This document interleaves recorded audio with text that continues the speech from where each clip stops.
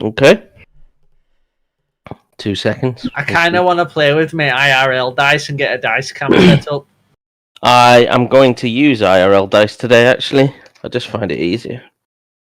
Well, I bought some new ones and I've not used them yet. Oh, Well, you gotta break them in then. Shit. that's got to happen then, hasn't it, Inch? Right, there's my D20s. D6s. I actually need to find my dice mat out. I can't. Fucking hell, I've just drank this drink thinking that's fucking strong. It's because it's cordial, you daft cunt, but it looks like fruit juice.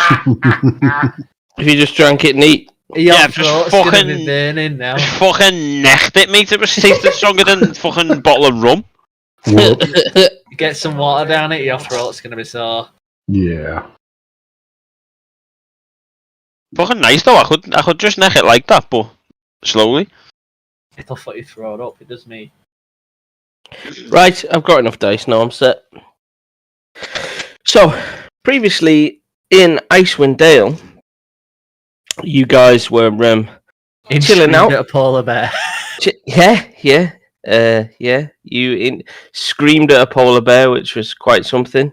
And you helped some dwarven comrades recover some iron ingots that were on their way to Bryn Shander. We left it where you'd basically just returned to the inn. And at the moment, tonight is a busy night, so there's a lot of patrons in the inn. It's a buzz, really. There's a lot of chatter of stuff going on. So yeah, what do you guys want to do? Just a quick one. We got 50 gold last round, didn't we? Yeah, you did, yeah. Paid fairly decent. Which, let me clarify, that's quite a handsome sum for what you've done. Mm-hmm. Yeah, I just forgot to add it on, so I've added it now. Yep. I'm assuming I'm not there yet then, or I'm not with these. You are in the inn. You are present at the moment. Have you changed your character again, Keith? No, just once. So, we're just going to remove Daryl. So you changed your character, okay. Well, under the assumption that there's not much else going on, I'm going to just find a seat in a corner somewhere and regale anyone who will listen with adventurous tales of military battles and how well we get at underworld types. There's a lot of people around, so literally all these booths are full. I'm just copying tokens to show you. Who's just like the iron guy token? That's me. Wasn't that you? Oh, was that Peter? That's me. That's you. That's my arm. Okay. I cannot seem to drag myself any. Did you change something when you changed the frame? Peter? It's paused. Hang on. There you go. Oh, that would be why. Okay, yeah. Then I'll just post up. You know what? I'm gonna hang out on a stool over here by the bar, telling my stories. And if I'm lucky, occasionally getting a drink for it. Yeah. Okay. So you know, people are willing to listen. People are. You know, there's not much to talk about in all honesty in 10 Towns. It's a pretty drab place right now because the sun isn't rising. So everyone's willing to just listen to something and some sort of tale that will take them away from, to be quite frank, is a fairly dire place to be right now. You know, it's not somewhere fun or interesting. So yeah, people are more than happy to spend time with you. Yeah. If nothing else, it's a tale of a much more dire area. We're down in the Underdark, handling the denizens below. Yeah, like, particularly the commoners. You know, they're not really used to that sort of stuff, so they're like absolutely enthralled, almost like a pack of children at a library being told a story. From you know, they surround you and they're listening in and laughing, and you know, mugs are swaying and beer is getting quaffed en masse, really. You use my dancing lights as lanterns around me while I do it. It's very military. It's very chanting. I'm not a singer. Yeah. Definitely. We'll give you some inspiration for that. I think for just spending some time with commoners and regaling them with tales of your military past. Right. What does anyone else want to do? Wilfred's going to be sitting at an empty table. Yep. There's literally, you've pulled up basically the only empty table there, Peter. The rest it's heaving, so yeah. Go for it. What's he doing? He's working on a contraption, a very, very, very small contraption. with what appears, it looks like some kind of metal stick that he keeps twisting and twisting. Okay. For the modern people around us, it's a screwdriver. Yeah, of course. And he's just deep. It's just hard at work, and it's just everything else is blocked out. He's in heaven right now. He's just like his tongue sticking out, and he's like really going at it. But is he cutting his tongue on the mask? That's what I gotta know. Yep. Okay, good. He's got a special tongue hole. Anyone else want to do anything in particular? I'm sitting brutally in the corner. You are indeed, yeah. Yeah. You are very much the epitome of Strider in the Prancing Pony. In Bree right now, sat in the corner, still quite heavily clad in clothing, because even indoors in Icewind Dale, it's freezing, right? People come to the tavern because there's a roaring fire and it keeps you warm, basically.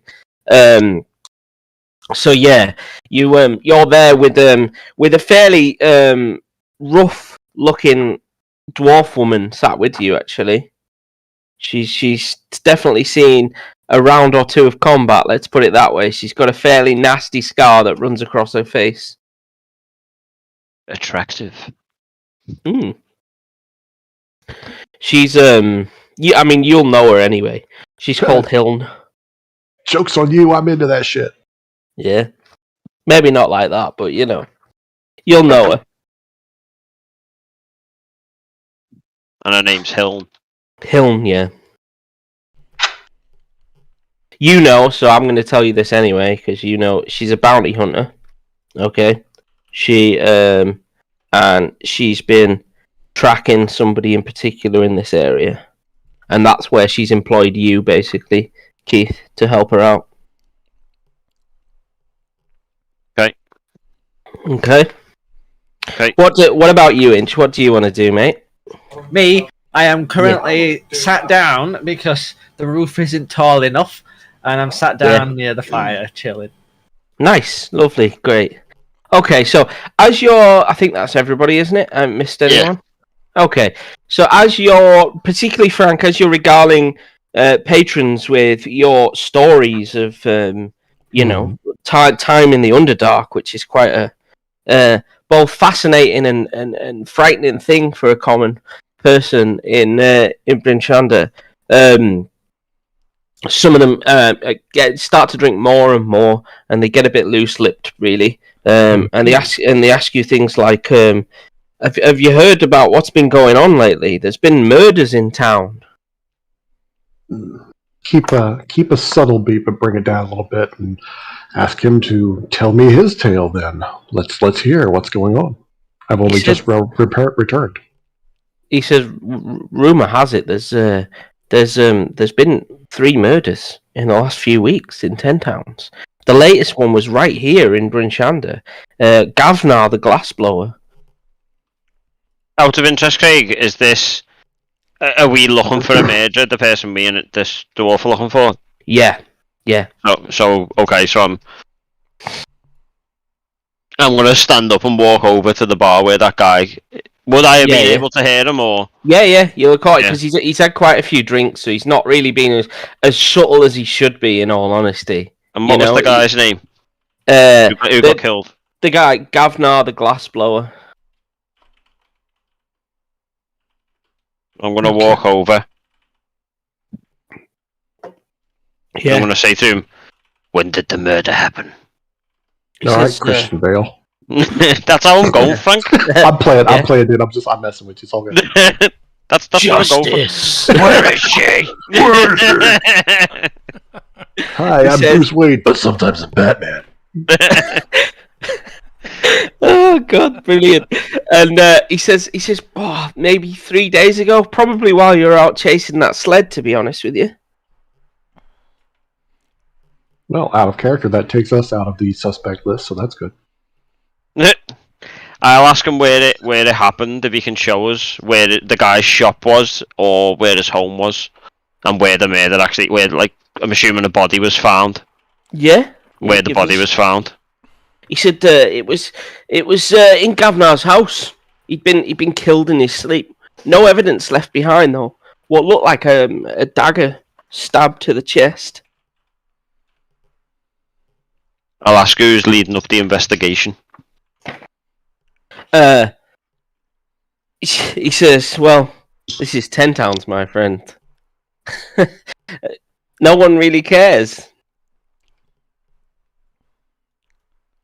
Okay. Well, I'll ask him if he can take us to the guy's house, to Gavinar's house. Yeah, he can. He said, "Look, I can tell you where it is, but I ain't going out there in the cold." Okay, well, I'll get the directions off him then. And so yeah, your companion Hilton, she's been tracking somebody by the name of Sefek Caltro. Okay, he's a weird guy, very very odd. Seems very out of place in 10 towns as well. So yeah, just something to note. So you know someone's name that she's looking for by the name of Sefek Is he a human? Caltro. He is a human, yeah. Dark skinned, dark hair. Okay. And just then, yeah. Wilfred Fizzlebang jumps up on the bench where he's sitting. Starts chanting some ancient words as he holds one of those gems aloft, the ones that we got from the mission. Speaking ancient words, and he cuts his hand with the gem and lets some of the blood drip onto the clay and the ash and the roots that are in front of commoners start to get a bit worried by you doing this in the middle of the pub. That's all right. They're a bit nervous. As he cared, Wilfred's eyes are they're wide open, and it can't even contain his mirth as the life coalesces, and the little mechanical wasp with a little blue light takes flight in front of him. Okay. And he's jumping up and down. Yes! As you do this, you give him a backbeat. The barman shouts over to you, "You! What you doing?" It's all right. He's part of the act. Okay. Because you're kind of impressed. Can you do a performance check for me, Frank? Sure can. See if the barman's pulled in. 17, yeah. The barman's all right, nods and goes back to cleaning his mugs with the dirtiest rag you've ever seen. You know, like it's never been washed. Yeah, it's never been washed in its life, the rag, but he uses it to clean. Wipes his ass with it and cleans the glasses with it. Everything's frozen. There's no running water. Work with what you got. Yeah, exactly. When you've got the glass cleaning cloth. That's right. Welcome to the party, Chris. We are basically just back in the Roaring Pony, or what was the Roaring Pony, and just basically catching up with where we left the session. You guys have kind of come back as victors after your mission, and you're now meeting up with a few people. You found out that there's been a couple of murders in the last few weeks in 10 towns, which is not highly unusual, but seeming very strange. They all fit the same MO, which is a little odd, In the words of Taggy, there's been a murder. Indeed. You also hear that the fishermen of Bremen are talking about a sea monster being in Mer de Walden. Which is... I can't remember how you spell that. Maerdaldon.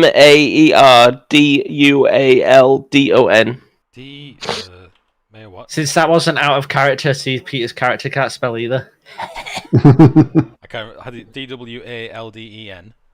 UALDON. Mer de Walden. Yeah. What did we say? Sea beast? What? Sea monster? Sea monster. Sea monster. With a great long neck and fins. Sounds like a hydra. Razor sharp teeth. Long pointy teeth. Death awaits you with big, sharp, pointy teeth. He said, but they're really upset. The fishermen are really agitated because they fish their knuckle-headed trout, which is one of the biggest exports out of 10 towns, in fact. Which, to give you an idea, I wonder if I've got a knuckle-headed trout as a handout that I can give you. 2 seconds. No. Bear with me. Where is he? You should be able to click on journal and then search and just type trout or something. Can you hear us, Chris? Yep, there it is. If you click show players, it'll pop there. Oh, wow, that looks like a. That's a knuckle-headed trout. It's like a about the size of a salmon, but more very much like a whale. Looks like a whale, bit bigger than a salmon, but has that really strong whale forehead kind of look. Hence the knuckle-headed trout. Right. I won't say it. You don't have to. I'm not going to say it. Everybody's thinking it. Moving on. They're a bit phallic. They're a bit, yeah. And red and angry. Okay. Okay. So Maybe is that what they fish at Merdwalden? Yeah, Merdwalden's the biggest location. They're also fish from Lac Dinnershire, but it's much smaller than Merdwalden.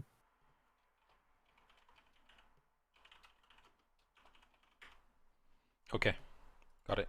Written it down. Okay. Anything else anyone wants to do? Is there anything you want to chip in, Chris? I think he's on mute. I think he might be.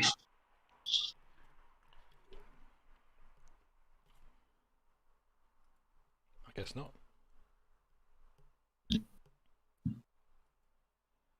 I'm just loading Foundry up now, 2 secs.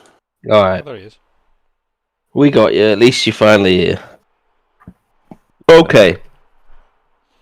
So, does any further anyone else wants to do or investigate while you're here or speak about with anyone?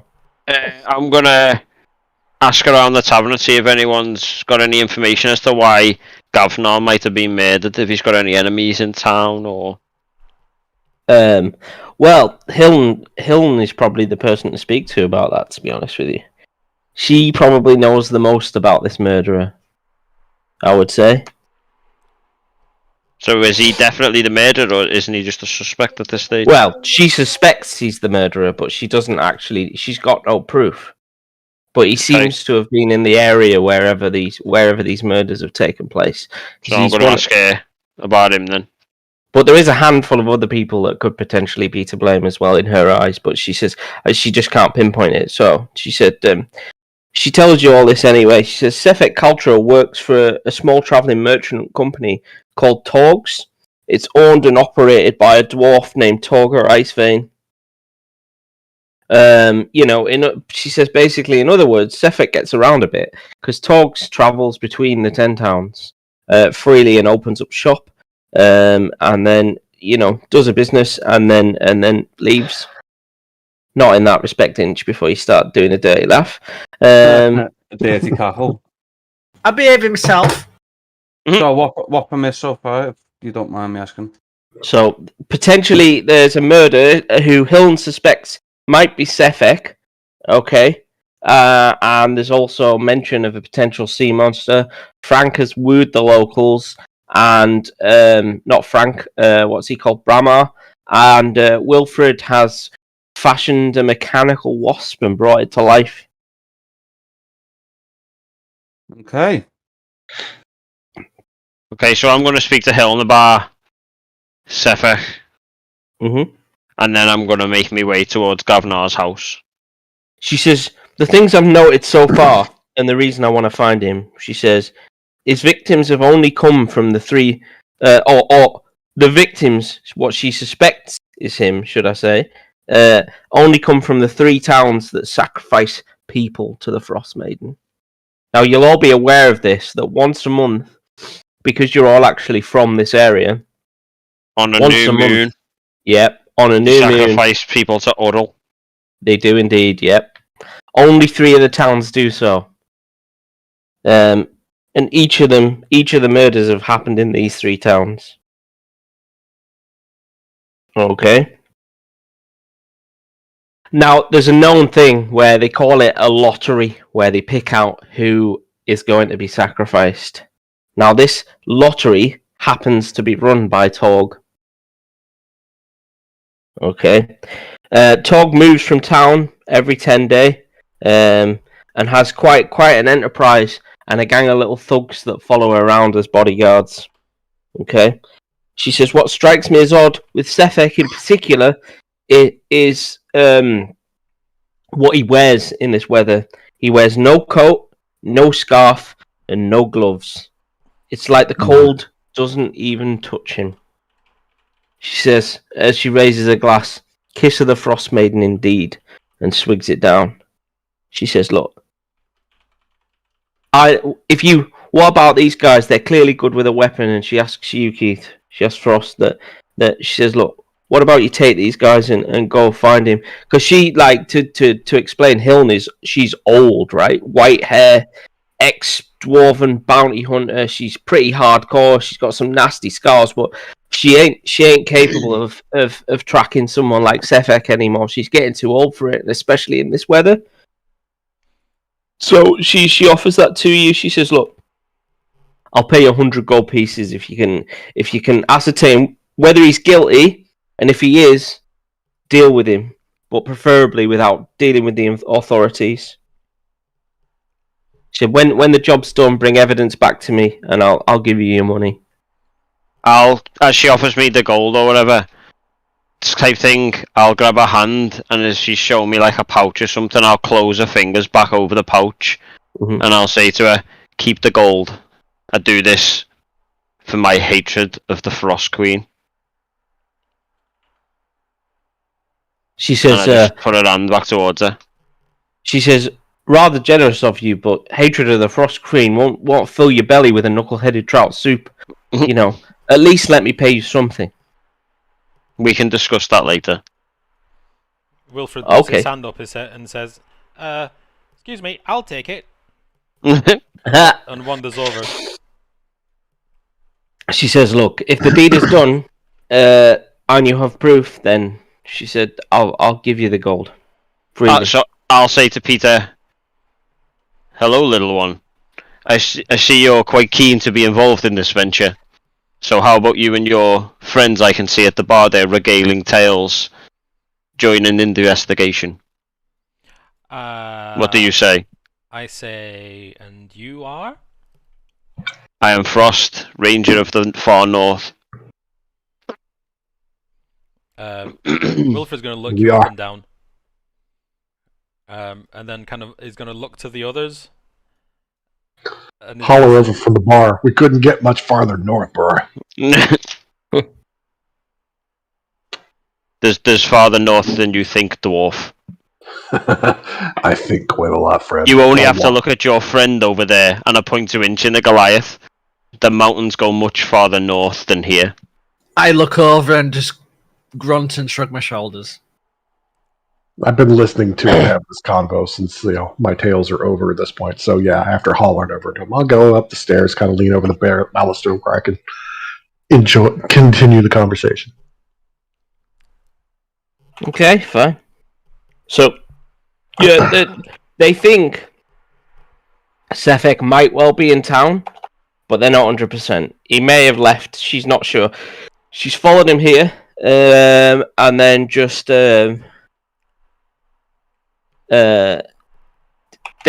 she doesn't really know where he's gone. He seems to disappear. He's capable of moving without really wrapping himself up like other people, which you would think makes him stand out like a sore thumb, but he then moves through the night, and he's fairly invisible at that point, to be honest. So he runs around in the dark and the cold doesn't faze him. Are we sure this guy's alive? She said, for all intensive purposes, he looks alive. Yeah, looks are deceiving.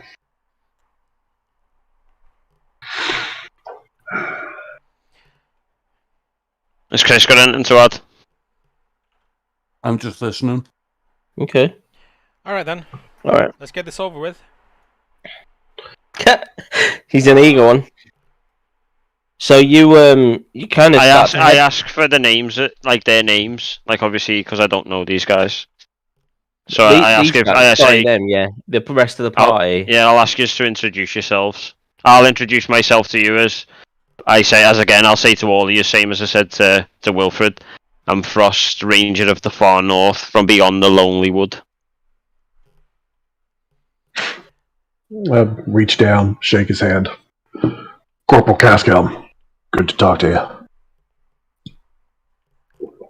Out of character, I've just called myself Inch, and I'll say why in a minute.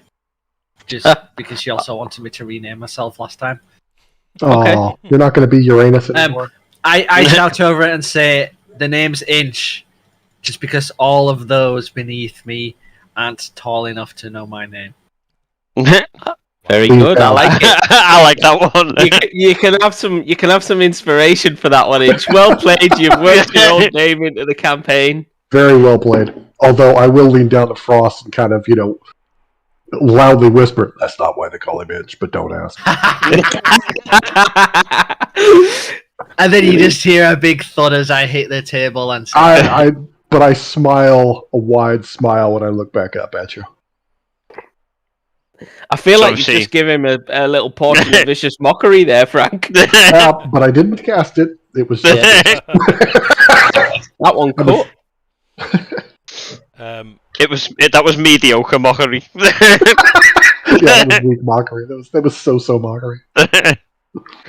Wilfred's got this wasp, and the wasp is kind of running around his hand. He's kind of twisting it as the wasp runs around. And he says, "My name's Wilfred Fizzlebang, and this is Zuzu. Pleased to meet you." While you're chattering, a elf walks into the bar as well. Shoot him. Who's she? No, it's a woman. She's carrying a large backpack. She's pretty covered. You can only actually see her eyes, and it's only when she drops her hood that you realise that it's even a woman. But yeah, she walks into the bar as well. She got a question mark floating over her head. No, well, she might not. Optional quest. Optional side quest. Is she standing out in some way that we noticed, or is it just does it look? She's just a regular elf at the moment. Is she looking at us, Craig? No, she goes straight to the bar and orders some knuckle-headed fish soup and a drink. Well, since we've asked everyone else, I'll approach her and introduce myself, and I'll say, "Do you know anything about the murder of Gavnar, the glassblower, that's recently happened in town?" Yep. She says, "Oh my! Hi, there's a murder. Are you a killer?" Yeah, that's... Listen, mate. I'm investigating this shit. I'm bloody fucking picketing. Nature doesn't hold back, mate, with its questions, and neither does my character. She says, "Well, they're quite troubling times we live in, indeed, isn't it? With a murderer on the loose in these parts. Very odd." Also very odd to see a pointy head up this far north. Pointy-eared. Pointy-eared this far north. Oh no, pointy-headed. Come on, it's okay. She says she looks around the bar and goes, "I can spot at least 2 or 3 other elves in here. It's not unusual to see. I mean, there's definitely more dwarves than elves, right? There's more dwarves, more humans, and probably more Goliaths than anything else. But there is a few elves knocking about." She's not drow, is she? She's not drow. But it wouldn't be unusual to see a drow in Icewind Dale these days. Yeah. You're already running around with the Jurgar. And especially because the sun doesn't rise anymore, so, I'll free say reign, to her, basically. all interesting points, and yes, they are troubled times, but that doesn't answer the question about do you know anything. She says, "I don't know anything. I've been working on my studies," as she pulls out a rather large tome and starts reading it on the bar, basically, and sipping on her drink. Do you want to do a perception check, Keith? Can do. Let me pull my character sheet up.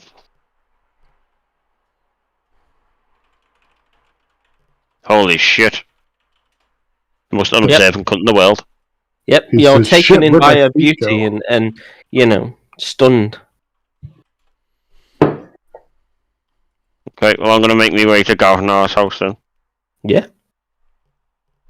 So it's not that far away. It's only about 5 or 6 streets from the tavern. You get to kind of Gavnar's place, and it's a pretty standard abode for Bryn Shander. There's nothing unusual about it. You get there, and outside though, there is one like city watchman. Well, militia, should I say? Just outside the house. I assume we're all going to follow him. Yes, guy. Yeah. We all. I was going to say, if he's headed out to do this, I'm definitely going with. Are you inch? Everyone in? A round of yay or nays? Yeah. Let's go. Good. I'm in. All right. So you head to Gavnar's house. Yeah, and there is one single city watchman, militia outside. What do you want to do? I'll approach him and say we're interested. We've been sent by Hiln to investigate the murder of Governor. Okay. So, can you guys see this map? Yes. Yes. Can you guys see the notes on this map? No. That's good. I'm just checking because I'm not used to. I'm just. So Did you see the location of the murderer? No. Yeah, you are about here, basically, in Gavnar's place. So the North Look is actually the tavern that you're in. Okay, Mhm. we called it the Roaring Pony, but it's the North Look. You're about here. Okay, so it's not a million miles away from the tavern, to be honest. Okay. What do you want to do? I'll say we've been sent by Hiln and we've come to investigate the murder. So we want to take a look at where he was found. He says, I don't know no Hiln. Well, Hiln is a dwarven bounty hunter that is investigating the murder. He says, Either way, friend, we're here to solve the murder that's occurred in your town. He says, don't you worry. The militia will sort that. Sheriff Markham will know what's going on.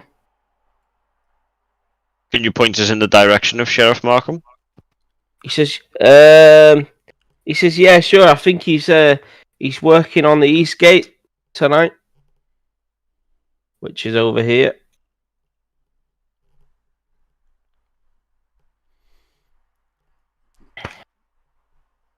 Okay, and that's about all he's going to give you. I'm going to thank him for his cooperation and head to the East Gate. Yeah. Okay, so you head off to the East Gate. Hang on. Before we leave, kind of pull everybody to the side a little bit. Go. Do we really want to just walk away without checking out the house? I was about to say I'm going to have a little scout round and see if I can see an entry point into the house. Yeah, round of the course. back. Do it. Give me 2 minutes before you start. Go back up to the guard, and I've got a military background. I understand fighting types and a little bureaucracy. Just sort of engage him in some talk. Talk to him about how, just start with the man, it's cold out here. Work with around to this is a crap job. It sucks being stuck out here. Nobody's doing anything. Get him occupied. Distract him. Yeah, do me a deception check. Deception. Yeah, he's listening. He's listening. Okay. Just keep him. I'm not trying to get anything out of him. Just keep him distracted so that this new guy, who I don't know yet, but seems to be at least good-hearted, is going to slip in and get some information. Yeah, he's basically just kind of listening to what you're saying. He was keeping a very close eye on you all, and he's just kind of engaged in small talk and a bit of chitter chatter with you. So yeah, feel free. What do the rest of you want to do while Frank keeps him busy? I'll pull the others to the side and I'll suggest that maybe the other dwarf and the Goliath stick with Frank and engage him in chitter chatter while the gnome comes with me, while Wilfred comes with me, since he's a bit more deft on his feet. Deft on his feet. Let me fucking words Death out. on feet. That's me. Fun. There you go. I like it. Okay. Yeah, I'm gonna follow along. I'm gonna ask my wasp to kind of find a gap in the windows and just get in and report back if it sees anybody living inside this house. Anything alive inside this house. Your wasp tries to get in the windows, but everything's shut. God damn it! How did they get into my house and they can't get into this? Right. You plan on leaving your windows open in the middle of a blizzard? No, he just forgets to close them. So, have you got another plan? I'm gonna follow Frost. Okay. I'm gonna follow his lead. I'm gonna look for what I would believe would be a potential entry point, Craig. Mm-hmm. If there's any. Can you do a perception check?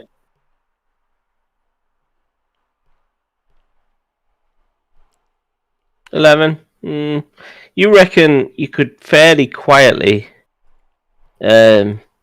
force the back door open if you tried. Okay, so I'm gonna try that then. All right, let me just see what check I can have you run for forcing the back door. Let's go with. We'll go with sleight of hand because you're trying to do it subtly. But just before you do sleight of hand, the gnome's going to kind of grab your hand for a second and just put his finger up and swirl it around as he casts detect magic. Okay. Okay, so you detect magic and you have a good look round. This particular house seems fairly devoid of magic. From what you can see currently, the door itself doesn't have any arcane traps or anything on it. Okay, and now I point into the house. It lasts 10 minutes, so if it's within 30 feet, it should glow. Okay, fine. So you managed to jimmy the door open, but really not as subtly as you thought, and it goes with quite a crunch. And the guard around the front's like, "What was that?" Keep in mind the guard is distracted. Would he get disadvantage for that? Maybe. Yes, I'll say that's fair. Yeah, he still hears that. What are you gonna say or do?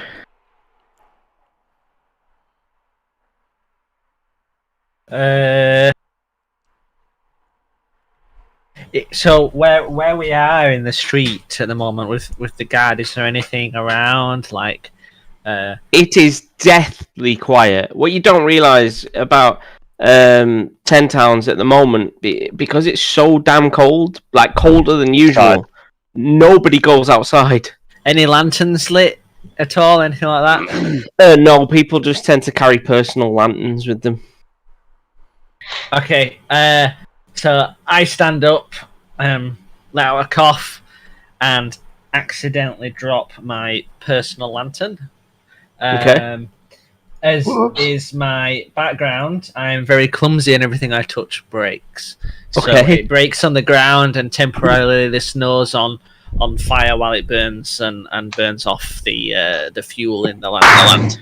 Yes, you drop that inch and it distracts him enough to be like, he's too busy worrying about the fire, like, there's fire. It's kind of fabulous. So, yeah. Look at that interesting thing over there. Oh, shit. You manage to kind of sneak your way into the back door of the house, Keith, without the guard coming round. What are you going to do? I'm going to do a room-to-room search for anything that. Yeah, just give me an investigation check with advantage. And we'll assume that you just do this throughout all the rooms. I'm helping him, so that'll be the advantage. Well, that's why I gave him the advantage. How do I do the advantage? Just roll 2 dice. 2d20, take the highest. So do I have to do it for you can do it from your sheet. I think if you right click, it goes to advantage and disadvantage. Oh yeah, there you go. Oh, there we go. So you have a good look round. I mean, you can literally see where the killer came in and what happened, right? In fact, he's taken a very similar route to yourself. Someone's clearly walked in here and disturbed, bits of snow and dust on the floor, effectively. Gone up the stairs and seemingly stabbed poor Gavnar while he was in bed. in the chest. There's still the blood body all still over the there? bed. Or is the No, body the being body's moved? not there. There's still blood all over the bed. There is blood all over the floor, like loads of blood, and a slight rip in the bed itself, where clearly it's pierced right through.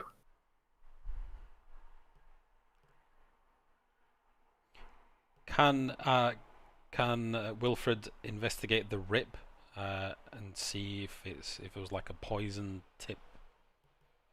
I mean, to go right through him, it must have been a sword, right? Not you can't have a dagger go through someone. Well, so they must have brought a sword down him to go through the body and pierce the mattress. Maybe. Could be a pike. A pike, you'd have to carry it through without making any noise. I mean, a pike is massive. You're probably looking at like a short sword or something, aren't you? Maybe. So the murder weapon's possibly a short sword. Who carries short swords? Okay. Other than that, it's pretty standard for the glassblower's house, right? You know, he's got a lot of work tools in there that he clearly uses to try and ply a bit of trade and make a little bit of money crafting things. One thing you do spot here is it's not magic, but it certainly strikes you as unusual. It looks like glass, but it's not glass, if that makes sense. It shimmers and glows with a strange property that doesn't. So it doesn't. It's not magical, but it isn't normal either. Sitting on his fireplace. I go over there and tap it with my dagger. Just gently tap it, see if it reacts. Okay. I don't touch it with my hands. It just goes ting. Smooth like glass. So is this a sphere that you say? It's like it's a bit of a rough cut shape at the moment. No, Craig. No, Craig. It's not what you think it is either, Keith. Oh, thank Christ so, for that. So bearing in mind Peter's active should still be going. You know, the magic detector. Is it detect anything? Nothing. So normally, Inch, to give you an idea of what detect magic does, is he would see a swirl in a certain color if it was magical in any way. It would tell me what type of magic it is as well. It doesn't have any magical properties. Okay. I'm gonna. Is it small enough to pick up with pliers? It's quite a chunk, probably the size of your, maybe a bit bigger than your fist. A gnome's fist. A gnome, no, like a human's fist. Okay, it's fairly. I'm gonna pick it up and pocket it for later because now's not the time. Okay. That's going in my. I ask him to put it back. As he goes to put it in his backpack, I'll put my hand on his shoulder and I'll go, now's not the time for disturbing the crime scene, little friend. We can always come back for these trinkets later, but let's leave everything exactly as we found it. Nobody should know we were here. Damn hobbitses. I'll put it back.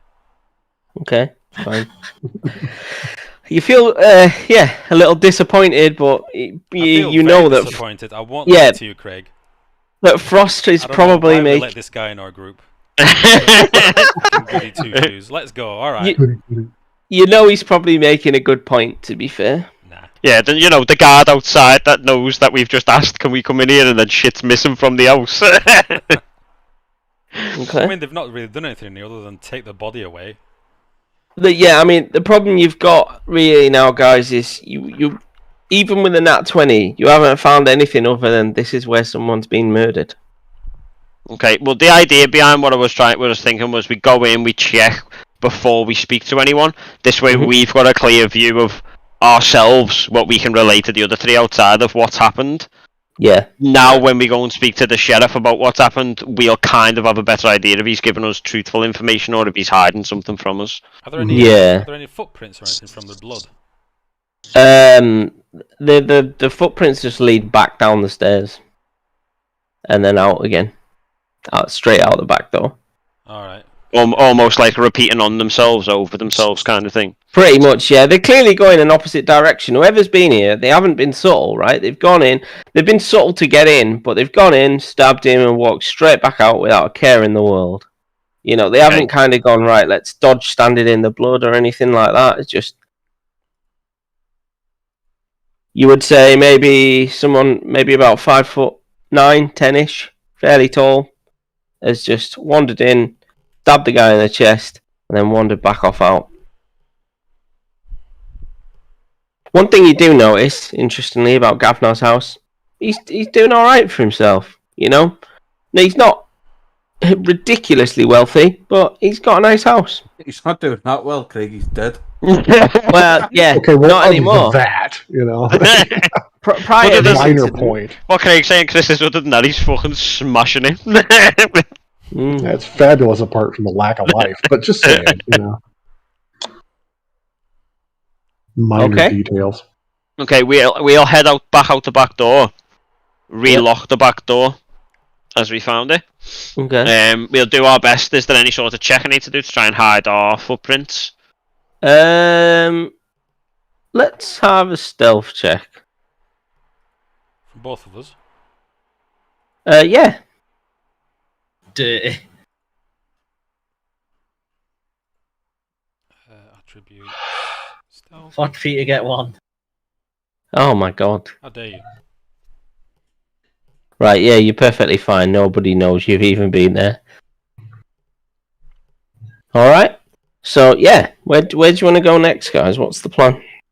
These two come round corner looking fairly sheepish, and the guard raises an eyebrow. Okay. So, yeah, you've had a look in Gavnar's house. Congratulations. Okay, I'm gonna go round, obviously, usher the others back to us, and then go back to the back door and try and see if we can... no, it won't be. There's no point, actually. I was going to say try and ascertain if the footprints go off in any direction, but there's a fucking blizzard going on. Yeah, they disappear in as soon as they step outside of the wooden It's been floor, well covered. you don't see it. It's been 3 days of just basically snow. Pointless. Yeah. Let's go see the dude. Okay. I suggest we go and see Sheriff Markham. Okay, yeah. Let's do it. So you head towards the east gate, and as you come to this crossroads, what looks like somebody wrapped up like really well, again in all furs and covered, carrying a green glowing lantern, is coming towards you with a really large, oversized, pointy wizard's hat. Fizbot? Sorry. Okay. All types. Wilfred says, "Greetings." He says, "Thank you, small one. I must go. I need to get inside. It's dreadfully cold out here." It is, isn't it? I didn't catch your name. He says, "My name is Zan." How do you spell your name? Dzaan. Just like it sounds. What race is he? He is a... He looks like... It's quite hard for you to tell, but he looks like a human. He is quite heavily wrapped up. You can see a bit of brown hair. Elf. Right. And that's it, really. How tall is he? I would say probably 5'8"-ish. As he's walking past, I say, "Where'd you get the hat?" He says, it's my hat. I've owned this for years. I got this from qualifying from wizard school." Qualifying from which one? Yeah, I qualified in Luskin. Many miles away. Maybe we'll catch up another time. He's in quite a rush to get inside. It's cold. Well, we're staying at the Roaring Pony Inn. You should come by for a drink. I'd like to learn more about your wizard school. He says, sure, anytime. You've heard of the Arcane Brotherhood, right? No. From the house tower. He says, "That's the one," as he kind of wanders off into the blizzard towards the roaring pony because he's freezing. Get a hand on Fizzle Whizz's shoulder. Say, "We've got shit to do. Come on." Yeah. It's freezing. You guys are hanging around in the street, and you want to have a chitter chatter. Boy, The Arcane Brotherhood, where are they from, Chris? Host Tower, the Arcane Host Tower. Mm. you guys sure are bossy. All right, let's go. No, we're just cold and occupied. Come on, man, let's do it. I'm fine in this armor. Let's go. Give serious consideration to filling his armor with acid and move him along. Okay. That's PvP. What you notice I wouldn't say that quite out loud, unusually. bastard. What you notice quite unusually is Keith's character doesn't seem quite as phased by the cold. Well, his name is Frost. If he got cold, I wouldn't trust him. Just saying. Okay, so you head towards the east Hi, gate. I'm Frost. It's completely fucking cold out here, isn't it? And I hate cold stuff. Fucking cold. Yeah, where's the fire? Let's do this. As we're walking, I'm gonna ask the obvious. So why'd they call you Frost? I'd say I gave myself that name. Wow. You like yourself, don't you? Why did you give yourself the name Frost? Hang on. Hang on, let me get my When... yeah, basically... I explained to Wilfred Fizzlebank that when the rest of my tribe was killed and I became a nomad living on the wilds, I chose to lose all trace of my name and my tribe's name, and I would make a name for myself. And this is the name I chose, given that I came from as the farthest known lands of the north to anyone. A fellow in nomad. Faerun. Interesting. Nomad, not gnome. You're not related. Come on. No. Similar backgrounds. Some people see the cold as a nemesis and a bitter thing.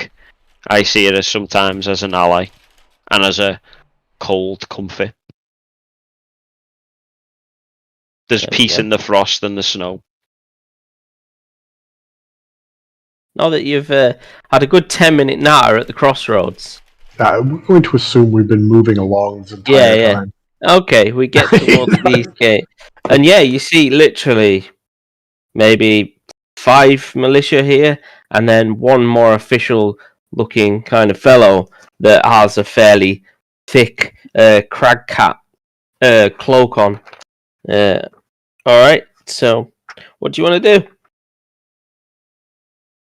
Wilfred's going to hang back for this one a bit. Okay, what's our... we've been having this babbling talk. What's our objective here at the gate? So before, obviously we can see them, I suggest that Bramar, Caskhelm, Inch and Dragnar take the lead on this one, given that they are 2 dwarfs and a Goliath and look more military and the obviously the sheriff might find more comfort in speaking to fellow military men. Yeah, step on up. This is the sheriff. Are the military? They have any insignia on? Not particularly. Like they aren't military like you're thinking. They are a bit of a ramshackle militia, right? They're not. Even Bryn Shander doesn't really muster much of a great army, to be honest with you. With a population of 1,200, the militia in total probably totals no more than 50 men. That's what I figured. And women. But yeah, it's not anything huge. Even though this is the biggest of the 10 towns, it's still nothing to shout about, you know? Yes, there's 2 Fs, Peter. Oh yeah. There's also a text tool. You know that, right? It doesn't work. I've had difficulty with that. I tried to put it on the map and it was rubbish. It looked okay when you put Gavnar's place up there. It filled like half the map, though. I wanted it a bit smaller. But never mind. Fair enough. Oh, well. Anyway. Step on up to these guys. Before Frank does that, while we're still kind of out of thingy, am I okay to say, you guys take the lead on this one, and I do I'm going to try and stealthily not like obviously hide myself where it would be an issue if they see me or anything necessarily, but kind of off to the distance and keep an eye on the guy's body language without being right next to him, as well as his men. Yeah, of course. If you want me to do a stealth check. How far back are you hanging? I mean, you've rolled a 21, so you're good, but how far back are you hanging? We'll be back in a sec. He just rolls himself in the Close snow enough for a where I second, can, can't see close anymore. enough where I can see everything that's going on and hear them. How far is your vision? Is it 60 feet? 120. Oh yeah, yours is long, isn't it? That's what she said. Yeah. Yeah. I mean, you're gonna have to be within about 30 feet to be able to hear them, really. So, if you want to be able to hear what's going on, you're gonna have to be visible, really.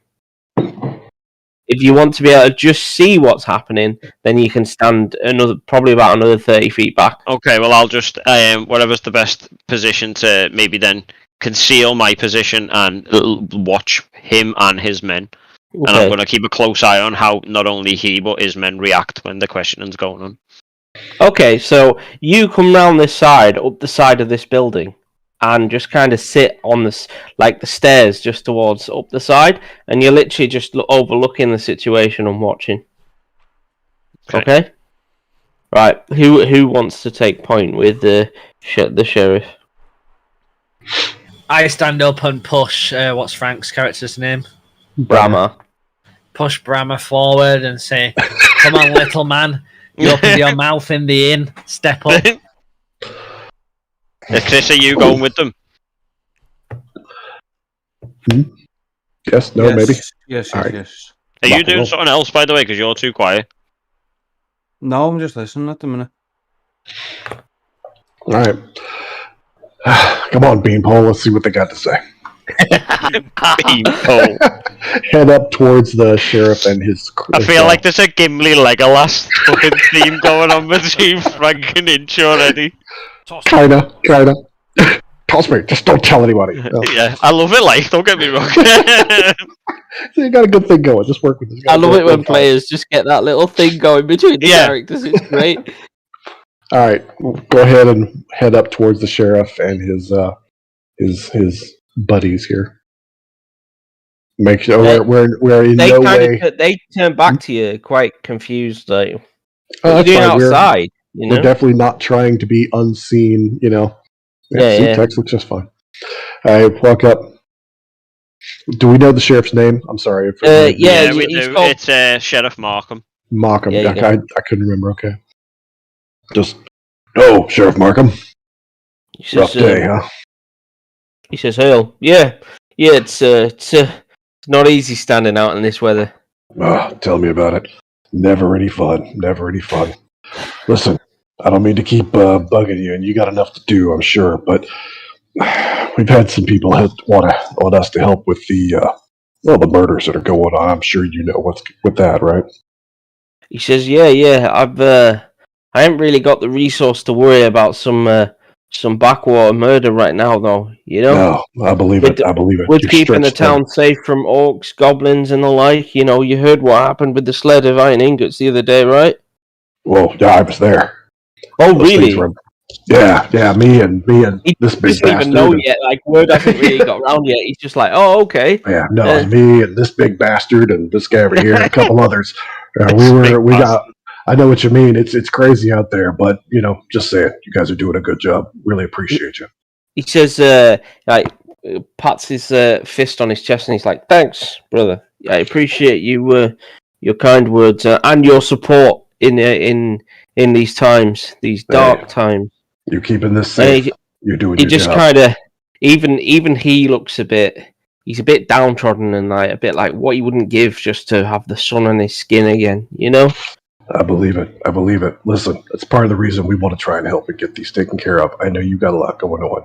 If there's anything you found out, I'd love to know it. It could help us clear this off your plate.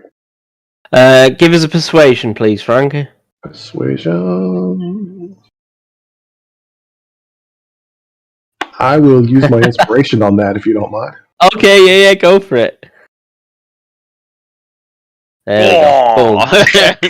So Markham says, "Look, he said, in all honesty, guys, I've just not the time to be chasing around phantoms in the wind. He says, if you chase empty voices, you'll just lose yourself in the blizzard. And you can see he's disappointed in himself because he doesn't he hates stuff to give that up, but he's disappointed that he hasn't been able to do more than what he has. Right. Okay, so he's clearly overstretched and under-resourced right now, and he's struggling to find any real ability to get it done. In all honesty. Well, listen, let us take care of this. All right. If you find out any information, maybe pass it on to us. We're usually staying over at the. I'm sorry, you changed the name of the bar on me. Yeah, it's called the. It's actually the North Look. Yeah, the proper one is the North Look. Yeah, we're staying over the North Look. We're going to keep investigating. If there's anything else we can do for you, as I'm saying this, kind of slide my hand into my coat, pull out my flask, offer him a nip. Yeah. Because he's freezing, right? Don't get me wrong. He's a hard bastard. You can see he's been through some tough stuff living in 10 towns, right? And making it to sheriff. But this weather takes its toll on a man, you know. Yes, it does. So yeah, he takes a swig of the hip flask and he thanks you for it. And he said, honestly, if one day when all this is over, I hope we can repay your kindness. Hey, you keep this town safe. We'll consider it even. You just let me know if you know anything. And listen, I hate to ask, but if we're going to keep investigating this, is there some way you can kind of let your men know that we're doing it? Maybe we can to get in to check out a crime scene. I mean, we're not going to mess with anything. I don't want to step on your toes, but it would make it easier for us to clear this off your mind. He says, yeah, for sure. He said, I'll let the guard know that you guys have got clearance to be looking for this murderer. Okay. You're a solid man, Markham. Appreciate your work. Even give him a salute. Excellent. And he says, now get back inside. It's freezing. You try to do the same as soon as you can, brother. He says, once my watch is over, I'll definitely be sitting by the fire. If I see you, first drink's on me. All right, big man, let's get out of here. His real watch is only over when he's dead. That's right. Pat Dagmar on the shoulder, swat Inch in the knee or something. let's get the hell out of here. So you could all see that Markham's a pretty honest guy, right? He's not trying to deceive anyone. He's just struggling with the situation. He hasn't really got the resource to be dealing with it. What do you guys want to do? All right, so do we maybe go get your head down at the inn? I was going to say, first and foremost, let's warm up and plan further investigation. Yep, I think that's a good idea. So is that the plan generally? Everyone on board with that? Yep, good with that. Okay, so you head back to the North Look, and you go grab your rooms for the night, basically. The innkeeper says, look, these ones for tonight, it's on us, because, you sorted the sled out. It's his little way of being showing some gratitude. And so you head back to the North Look. Is anyone taking watch tonight? I'll take first. I'm going to stay in the bar for a bit anyway. Slide a gold piece to the barkeep and let him know anybody on the watch drinks on my dime tonight. Okay. I'm going to use. Wilfred's going to use his spell wrought tattoo to cast alarm. Okay, so you got an alarm up, and Frank is taking first watch. Okay. Only in my room. So only in your room. Okay. So that's team player. Good job. Yeah. I have to protect my property, you know. Yeah, I'd hate for your toys to get broken. Hey. Frank, can you give me a perception check? 14. Okay, so you take the first watch, and it's a long night. It's a long night. I'm sure it is. One thing you notice is in a room over the road, there is a guy that just doesn't seem to move. seemingly standing still, but you can't quite work out whether it's somebody or whether your eyes are playing tricks on you. Is he just hanging out? Am I just seeing a shape and shadow, or can I see him? No, you can just see like a shape and shadow, and you can't really work out whether it's a person or whether it's just like a jacket or coat hung up. Do you know what I mean? Right. But weirdly, it doesn't seem to. But your eyes seem to think it moves occasionally, but then it like that. Do you know what I mean? You can't quite work out whether it's just your mind playing tricks on you, or if someone's actually there. Sure. And it's not like I'm not trying to keep an eye on everything, so I can't watch it every minute. Every hour. You look down the street, left, right, watch anyone wandering by, and obviously there's quite a few people do wander in and out of the tavern, but it's probably the busiest it is in the whole of Brinchanda is actually in and around any of the taverns. No doubt. Otherwise, people straight home and straight back around the fire at home because it's cold. I'll just kind of glance at it as I'm watching and see, try to note position and see if I feel it changes or not. Otherwise, just note it as one more thing to keep an eye on. Yep. Fine. So you, other than that, you do your watch. Are you going to wake anyone to take second watch? I'll do it. All right. I'll grab Wilfred. I will point out the shape and say, maybe that's someone, maybe that's nothing. But if it's someone, it's weird that he never moves. So kind of keep an eye on that. Take one last nip, warm myself by the fire, and go get some shut-eye. Wilfred's gonna get the wasp to go just quietly investigate what's going on there. So you're gonna like buzz it out of your window across the street to his window? Yeah, and just see who it is, what's going on. Okay, can you see through the wasp's eyes? No, I rely on its intelligence. I can't talk to it. What's its intelligence score? 10. 10. Probably okay. Smarter than a couple of people here. All right. Your wasp goes out, and then it kind of gets to the window, has a look in, comes back, and then has it got a psychic link to you? No psychic link, no. No, so it has to come back and kind of. How does it communicate with you then? In buzzes. It buzzes in code. Yeah. It uses. Okay, It's got like a. It's. I don't know if you can see it in the picture. It's got like a little glowing. What do you call not tail? It's belly. I don't know. Body. Whatever it is. It glows. So it does. Thorax, isn't it called? Oh, that's the middle. Okay. Abdomen. So basically glows Morse code to you. Yeah, Morse code. Just beep beep beep beep beep beep beep with lights. Okay. Right. Can you make an investigation check on its stat, not yours? Oh, on its stat.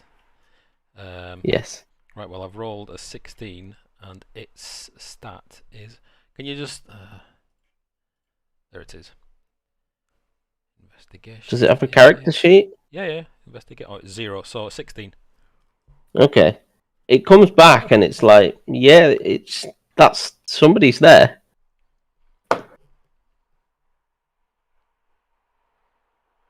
Why is it so hard to see? It's blowing a blizzard. There's no light on in his room on the other side, so you can just see a humanoid shape in the dark, stood over the road in a room. This wasp has gone over to the window and it's just seen a person there. Yep. So Frank couldn't tell whether it was a person or whether it was whether it was like a coat on a rack or anything. So basically, yeah, it's definitely a person.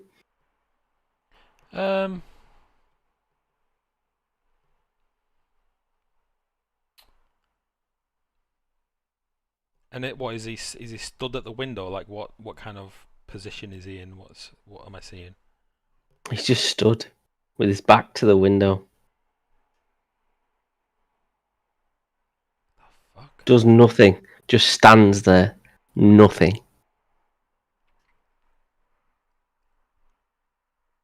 I'm gonna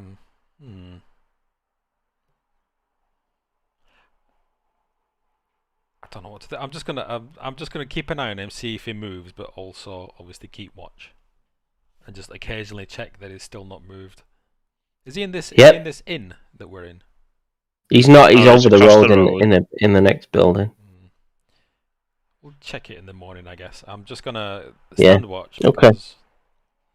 Reasons. So your watch finishes, and do me a Constitution save, Peter.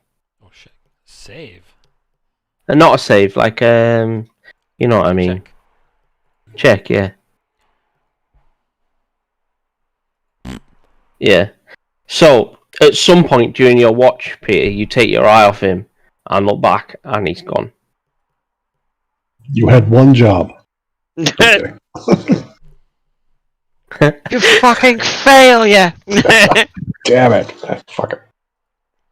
So he disappears in the early hours, seemingly, but he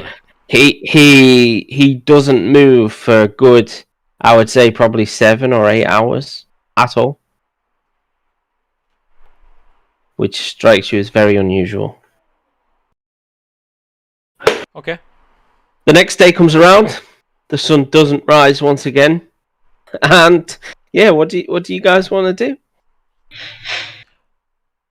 So when I look at the sky, do I see just overcast, or do I see blizzard constantly, or what? During the night or the day?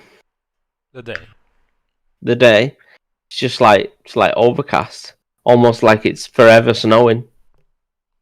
Just great white sheets of snow that continue to fall. This could only be the dark powers from Curse of Strahd. Okay. I know he'd have a field day here, wouldn't he? Yeah. Like, I'm home. In the night, so I'll just tell you. So in the night, you see a great green. What's the word? Is it Aurora Borealis, where the night lights up? And Aurora Borealis. That's the one. And a giant rock flies through the sky on your watch, Peter. Do I know the direction of it? It's to the north. It flew north. No, it flies across the sky a long way northward from where you are. Okay. Yeah, northward. I'm assuming just one rock. Just one. I mean, it's massive. One massive rock. Yeah.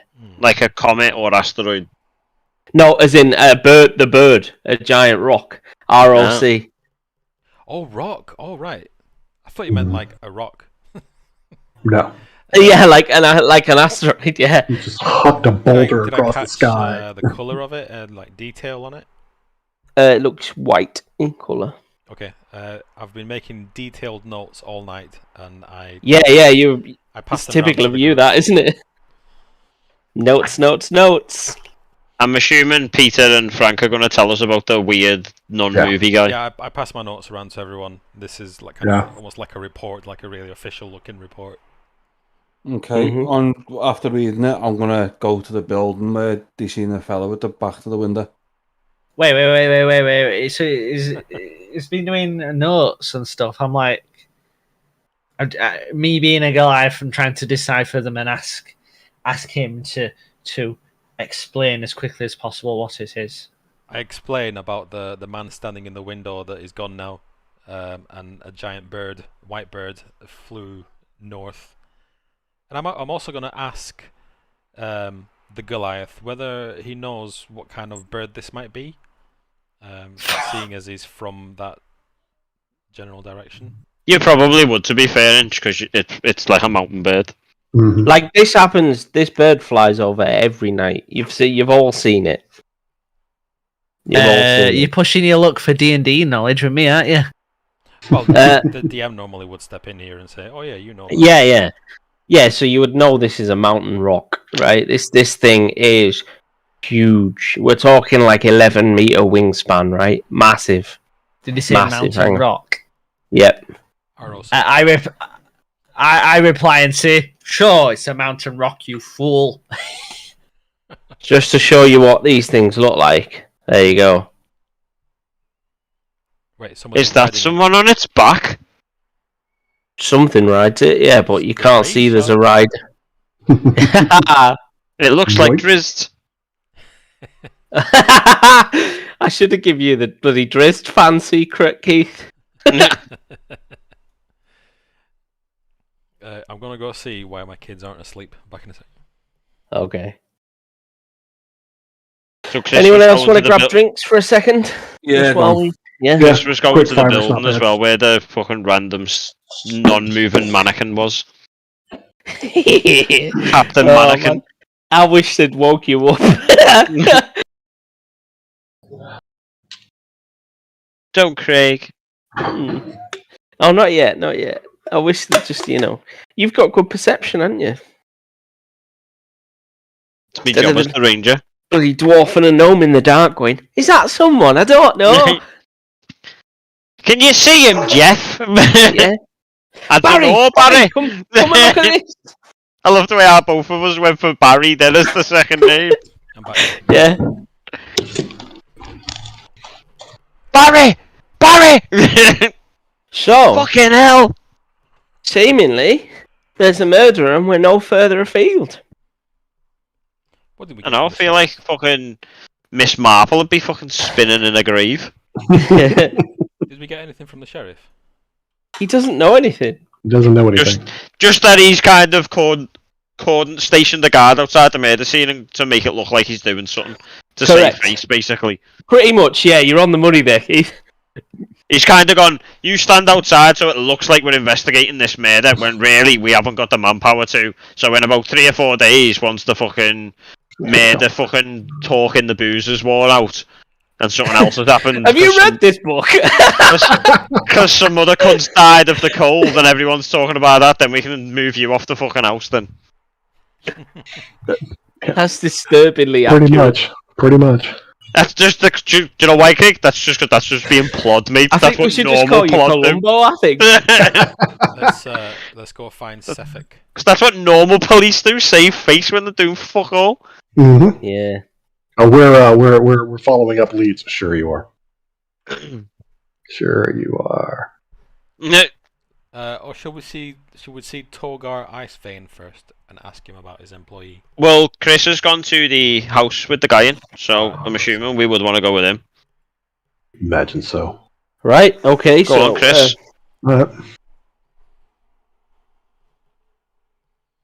Chris. Chris. He might have gone AFK. She said, "Go get a drink." He was the next victim of the murderer. Shit. Yeah. Chris is dead in the room. Wait, what? He's done an Elvis. He's died on the shitter. He's died on the shit. Quick, don't flush. That's probably worth something. Fishing it out there on Frank. No, I'm gonna get Captain Robotics over here to build me a crane or something. Yeah. A pooper scooper. There you go. Peter kind of used me inspiration to design the world's most advanced pooper scooper. Right then. Shit, he's a gnome and artificer. If you just tell him this is what we need, he'll probably get happy and make it. You know? Oh, really? Hang on. All right, I'm going to use my magical tinkering, and I'm going to fashion a really small shovel into a pooper scooper that lights up with a 5-foot radius light. Okay. Does it play God Save the Queen? Actually, I'm glad you asked that, Frank, because I can also record a 6-second long message. So I'm just going to sit there and recite God Save the Queen. So every time you scoop up some cat poo, it lights up and it plays God Save the Queen. By the way, Peter, did you start recording? Ages ago, yeah. Yeah. Okay. Daniel wants to listen to it back, doesn't he? I think we've lost Chris, so does anyone else want to take lead in this this room? Well, since Wilfred was the one that spent the most time studying this thing. Yeah. I'll take lost him. I feel like you're responsible, aren't you? So why not? Right. Lost him, cheeky fucker. Yeah. Nobody else did anything. No, that's fair. That's fair, right? Yeah. So you go in the building, and yeah, it's it looks fairly. Is it a house or? It's like extra rooms basically for the inn. So there's some over the road as well. So you find out it's attached to this inn. Is anybody living here? Do we knock on the door? You can go in. You can walk in. The innkeeper will let you in and that. Okay. To the room the guy was in? Yeah, if you want. I mean, you guys you're pretty good in his books. He's not that bothered, especially because Frank, dropped the gold on the bar and said any of the watchmen are drinking on me. There we go, mate. We got you. Okay, so we'll let you take point. What do you want to do going over the road to this house, Chris? I'm gonna see. Is it how long since that person's left? Have we been awake since? I would say it's been probably a couple of hours. Have we noticed anybody else going in or out? I don't believe no. No, I think you might have missed it, Chris, but it's essentially the building over the road is like another building to do with the inn, so it's extra rooms when the main inn part's full. Okay. So when the rooms above the tavern are full, he gives you the key and you go over there. The first thing I'm going to do is going to go to the barkeep and ask who's checked into that room.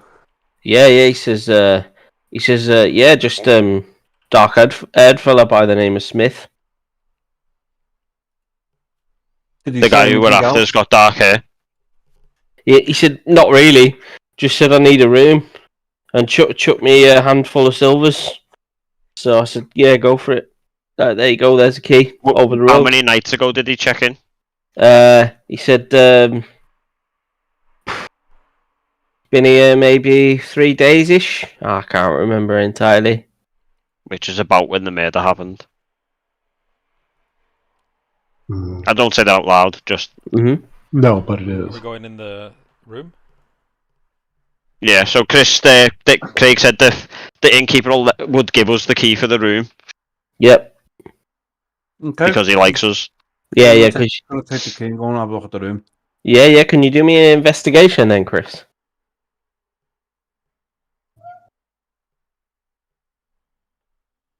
Is anyone else going with you? I was going to say, I think most I'll allow one other person to do it. Investigation? Yeah. I think I've got... I'm going to say Peter because he said he was going in there. Yeah, I agree. I don't care what your stats are. I just want to know who's doing it. There you go. So yeah, you've kind of gone in to redeem yourself and gone and had a look around. You like. Interestingly, you find that there is no footprints anywhere other than where he was stood and then walking back out. So he has literally not moved from that spot. Just stood there. So, after looking around, Wilfred closes his eyes and he eases out a breath and he reaches out with his hands and he casts Detect Evil and Good with his spell-wrought tattoo. There is no evil or good in the room right now. This will help me sense aberration, celestial, elemental, fey, fiend, or undead within 30 feet through magic. Within 30 feet through magic barriers or not. Okay. Yeah, you don't sense anything. Well, guys, I don't sense anything. You know that he's come in and just stood there all night wearing what looks to be leather boots. I'm going to go back to the innkeeper and ask him, does he know if Smith is going to be staying again tonight? He says, no, I've just given you the key. He chucked me at early this morning when he left. Okay, so that was his key. That wasn't a spare. Okay. All right, so what do we know? We know we've got some guy that got a room, hung out here and stared out the window for a couple of days and then left. Nobody knows who he is or where he is. He didn't stare out the window. He had his back to the window. Oh, well, back to the window. Okay. We know we've got a glass blower who died by being something shoved clear the hell through him. And somebody just walked in, did it, and walked out. Didn't turn the police over. And more importantly, this guy didn't fight back. I mean, even if you're asleep, look, I've been there. You stab someone in their sleep, they react. It kind of makes me wonder, you had to break into that door, which means the lock wasn't broken. So either the guy is really good at being sneaky, or he can get in and out. He's got a key or something. I'm just curious about that. How long ago was the guy murdered? About 3-4 days about ago. 3 days, yeah. So why would And this guy turned up about 3 days ago. Well, why would he stay in his room for 3 days? And then before We don't know he stayed there for 3 days. It's only last night we seen him. Okay, Craig. I'm gonna go and ask the city watch at the gates. Yeah. I'm gonna describe the person. Which gate? Well, we're at the inn, aren't we? So I'm going to assume the gate he's got. If he's going to be going out of any gate, it's going to be this one.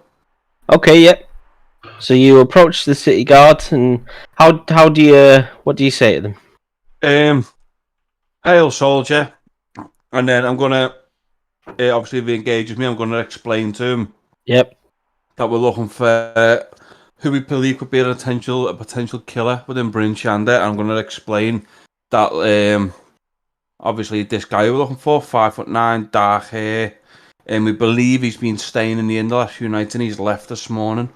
And we're wondering if you've seen anyone matching that description leave Bryn Shander, and could you ask the other tower guards at the gates? If not, then we know he's still in this. He says, what does he look like again? Good night, love. About brown leather 5'9", yeah. Brown leather boot, 5'9", dark hair. He says, He says, I know you mean. He said, I've seen him. Crazy bloke, wandered out into the snow without any furs or anything. That's our man. Which way did he go? He said north. North. That, Not a few hours ago, I reckon. That is Sefik. That's the guy, boys. Sefik doesn't wear a scarf or gloves or anything in the cold weather. Yep. Yeah. He says, aye. He said, we looked at each other, we couldn't believe it. We were like, he'd be dead within an hour like that. Thank you very much. I'm going to flip him a piece of silver. He says, thank you kindly, sir. He's suddenly got an accent. Finally. So I suggest we go after them at full haste. Well, looks like we're back out in the snow, boys. Yep, so you get kitted up, and off you travel. North. I'm going to send up my wasp so it can travel. Well, it can travel as far as it wants under its own volition. I give it the description and just tell it to return if he spots anyone matching that description. Okay. Yep. So what, we're heading north out of town then? Yeah. How far ahead of you? How far away can your wasp be? It can be as far as 30 feet for me to have full control over it, but beyond that, it uses its own intelligence. Okay.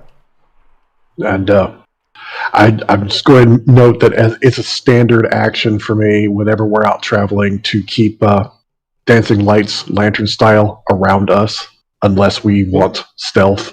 But we're out here in the snow. There is no sun. It's easy to get separated in the blizzard.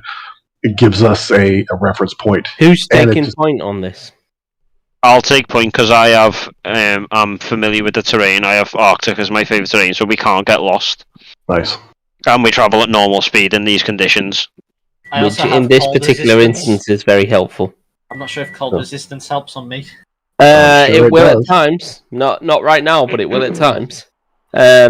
So, yeah, you guys begin to march north for a good couple of hours, to be honest. Can you make a perception check for me, Keith?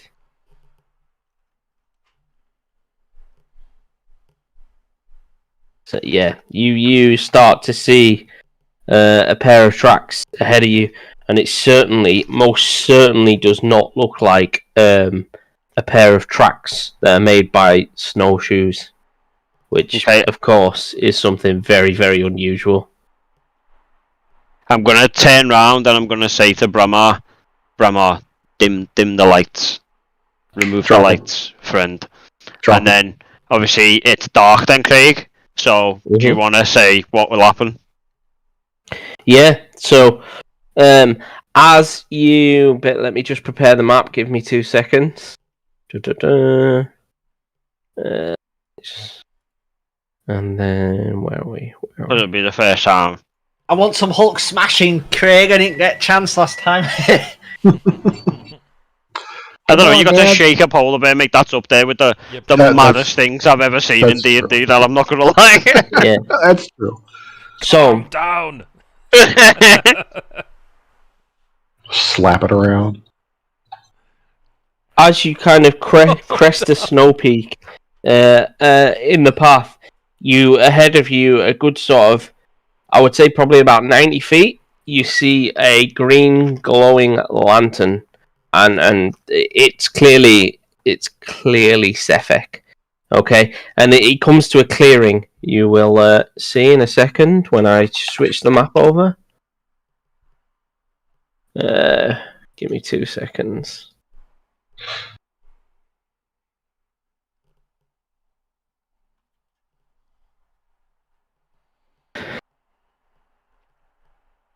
And there he is, Sefek Caltro. Okay, and the reason, so you come over the snowdrift and you see him in the distance. And does anyone want who is second in line or walking side by side with Keith? Can you make a perception check? Perception. Okay. You notice that Frost's eyes glow in the same sort of blue as Sefek Caltro, which is rather unusual. Oh, Frost is Sefek. Quick, shank him. Einhorn is finger. How far away are we from Sefek? You're a good 90 feet, I'd say. Okay. And what do you want to do? He hasn't, so he's got his back to you. He hasn't noticed you yet. Okay, I'm going to cast Guiding Bolt at him. All right. Then. So I guess it's on. What? Yep. Wait, what? We got told to take care of him without the authorities knowing. He's out in the middle of nowhere. Wait, what? Currently this is murder. And so it begins. I call it divine justice. If he's a murderer, technically we're just problem solving. We've not. Bearing in mind, you've got no evidence that. Yeah, I was going to say the problem is we're not 100% certain that he's the murderer. Are we still on the town map? Sorry, I meant to switch you. So let me activate. Think of it as aggressive interrogation. Can you all pull? I see you and Chris. You and Frank. Chris are going to get on swimmingly with your style of play. Definitely, if he doesn't die off me hitting it, I'm not the murderer. No, we can't drag onto. I feel like we should be able to, but that does seem odd, doesn't it? Technically, if he doesn't die, Craig, Chris, wow. Where's my watch gone now, Craig? My screen is black. Yeah. There we go. There we go. Yeah, if he doesn't die off my attack, I'm not a murderer. I've just exactly. It's not murder till he dies. Right, it's grabbing Desi when because he has a token. I ain't got the ability to mouse click. There we go. Delete us. Fetus, delete us. Where's Sefek? Sefek. I'm just trying to find your character. 2 seconds. That's him. Actually, how far's your vision, Chris? Isn't it 60 feet? So you can't. He's got a green glowing lantern, hasn't he? You can't. You won't be able to make him out properly. But he's got a lantern. It's also there's a massive blizzard. Oh, fair enough. Okay. Can more see just like a faint light source in the distance. So yeah. Never mind. He's kind of. If I measured that out right, let's just check where I've got him. Ooh, no, that's not what I wanted. I'm just drawing shit now. You're right, hun. It's just like for the memes. No, I'm not okay, hun. I don't know how to delete my drawn shit. Message me, Craig. DM me. Yeah. Right. So to delete the circle, go to the drawing tool, and then select the circle and delete it. And then to delete this other giant circle, you go to the one that looks like a ruler, measurement controls. Yeah, and then delete. Okay, right, fine. Boom. So, let me just get the measurement thing. I need to measure the distance and make sure I got it right. So, Wilfred Frost. Yeah, that's about right. 110 feet. So you can see him in the distance. So yeah, you won't be able to guiding bolt him yet, Chris. Right now. So what do you want to do, Keith? I will turn round.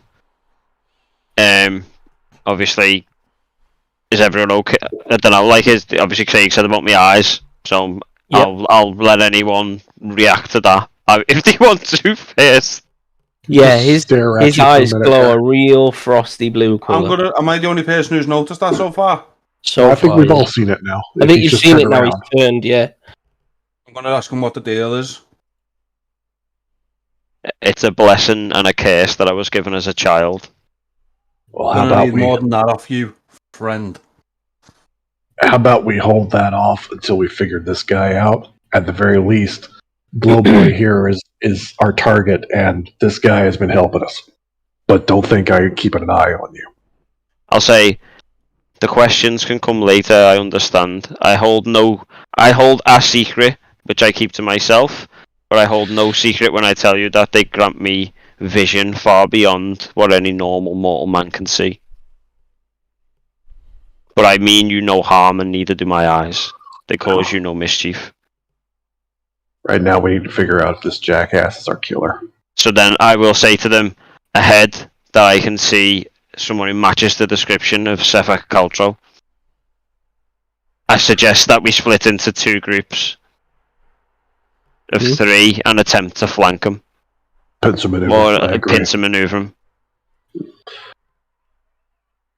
So, while you're explaining this, Sefek stops dead. Just stops. I have my superior dark vision. Can I notice that he hasn't moved? And drops to his knees. Roll for initiative. Wait, Who's what? rolling? All of us. All of you. You need to start the encounter. I'm trying, Peter. Give me a moment. Damn, How do you do impatient. initiative roll again? Right click your Character token. sheet, right side. Oh, it's a sword and shield, innit? It says not started. How do I start it? At the bottom of the initiative track, it says begin Oh, combat. begin combat. There you go.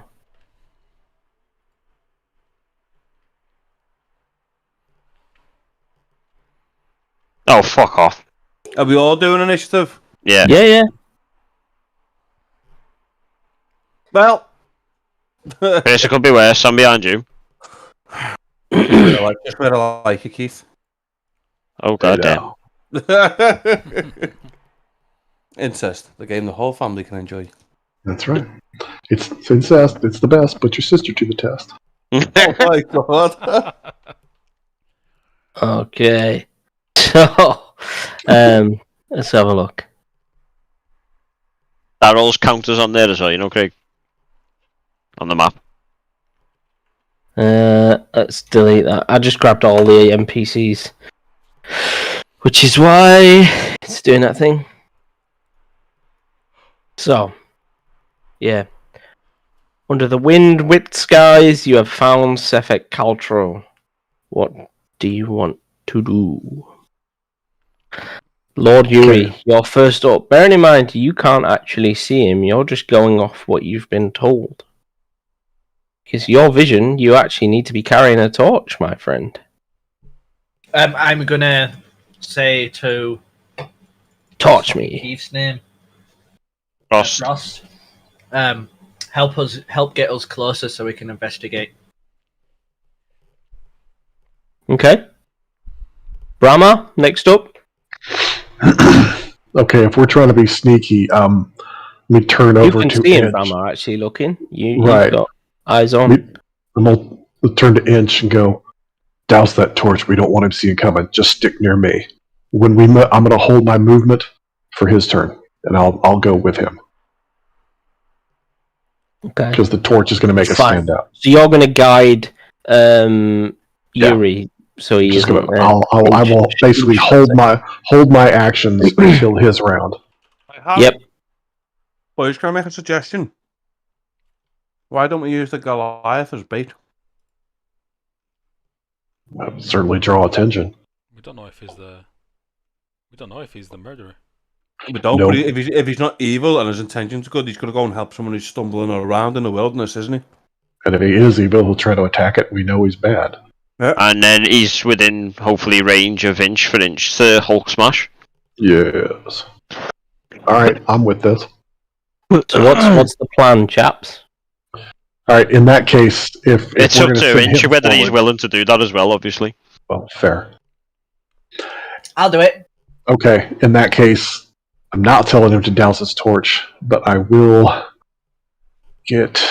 I'm gonna Can move you fix forward. the line of sight on Inch's token, please, Peter? It's a bit large. I think I made it bigger than it should have been when I was pissing around with it. I can't do anything with what you're trying to do. It's prototype token, isn't it? And then vision. And then vision, yeah. Dim vision says 0 distance. Okay, so it's fine. That's what it should be. It's the torch, isn't it? Yeah. All right, that's fine. It's what it should be then. Okay, then I'm going to move up 60 feet.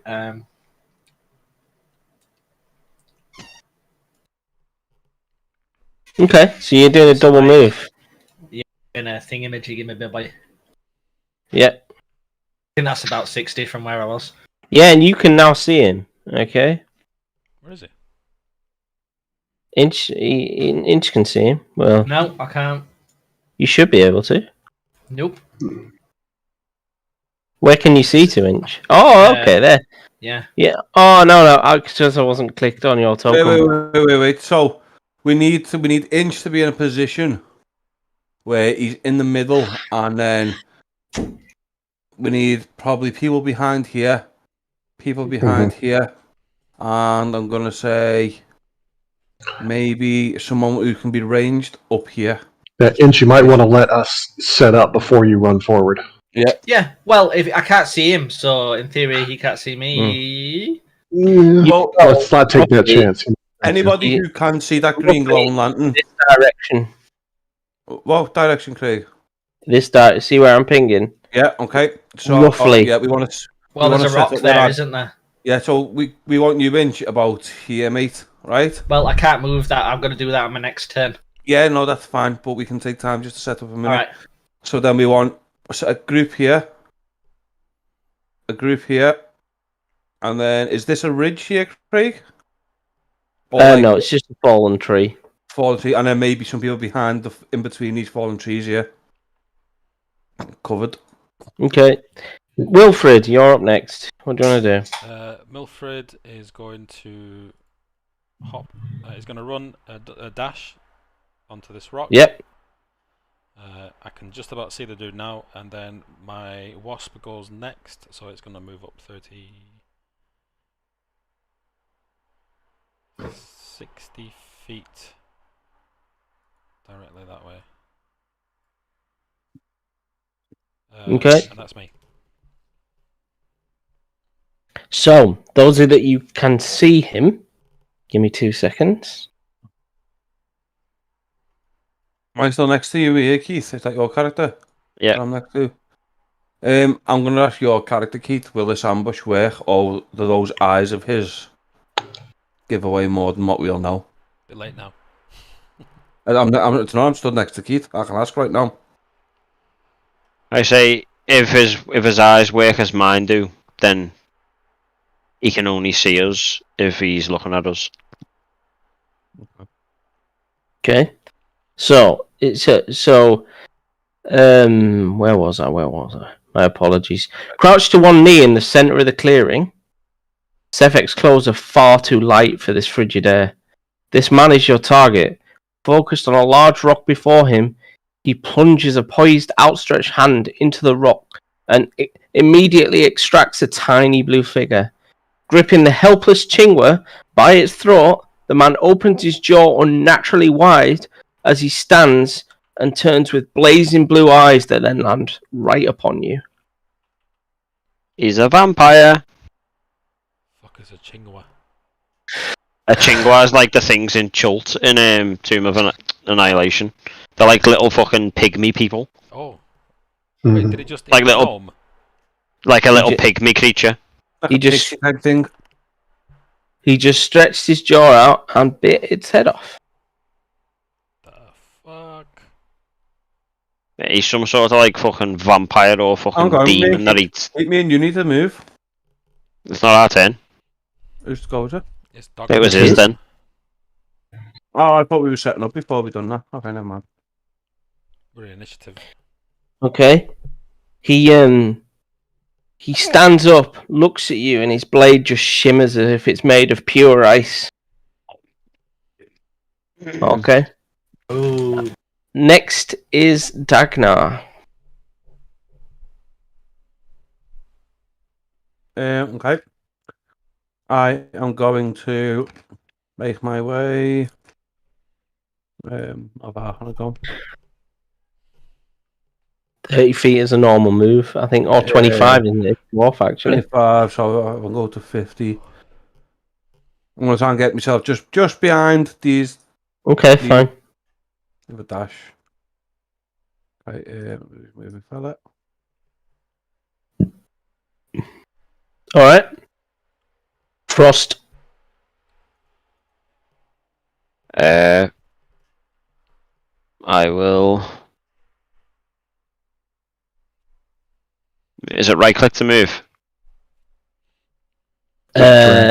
Just drag the token, I think.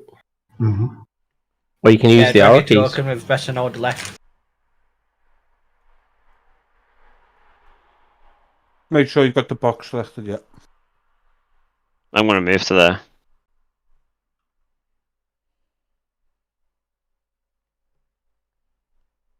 Okay. Next up is Inch. Okay. Are we all kind of set up before he runs forward? Can only get to like here. Oh, that's certainly enough to get his attention.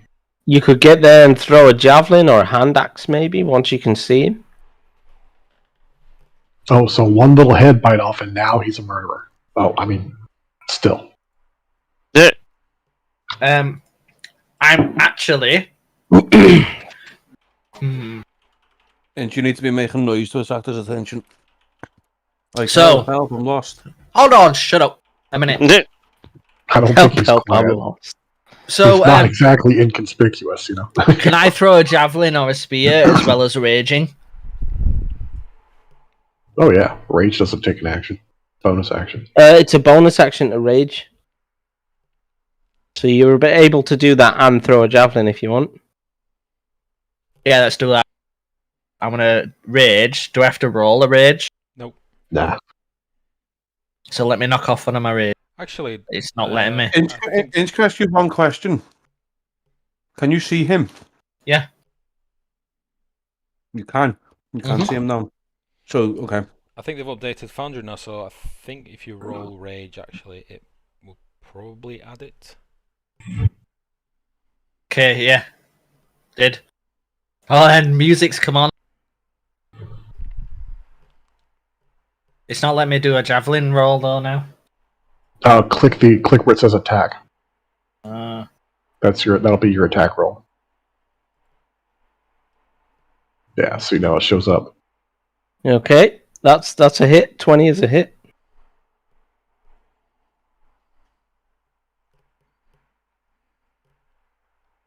I'm now gonna end turn because I've got rage and I've lobbed a You've javelin. got to roll your damage. Click the damage thing. Yeah. Yeah. Okay. 1. Oh, for fuck's sake. Hasn't added his rage damage to that though, has it? Has it not? 3 for his strength modifier, I think. I'll make So he needs to add another 2 of that. We'll do the macro next. Yeah. Yeah, that is odd. So what's the rage modifier? Adds another 2 damage. 2 more. It only adds that on when you do a melee weapon attack. He's using a ranged attack. Oh, I don't that's think right. it was it? I thought it was everything. No, Melee it's weapon attack. melee. Oh, okay. Shit. Alright. 4 damage it is. It doesn't Okay. like cancel my rage though, does it? It keeps it active, right? Yeah, it keeps going. As long as you attack something every round, you can keep your Yeah. range up for the full duration. Okay, Alright. so that's Inch. Where's the initiative tracker? I've lost it. Oh, shit. There it is. Right, Brahma is the next to do his thing. Just far enough. So it looks like everything's going down. Let's make sure everybody can do well. And I heard somebody yell vampire about him, and now I don't trust it. So fairy fire.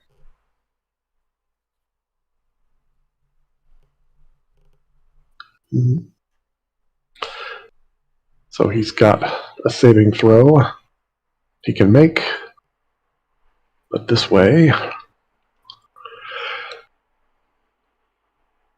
it should help keep him a little more obvious.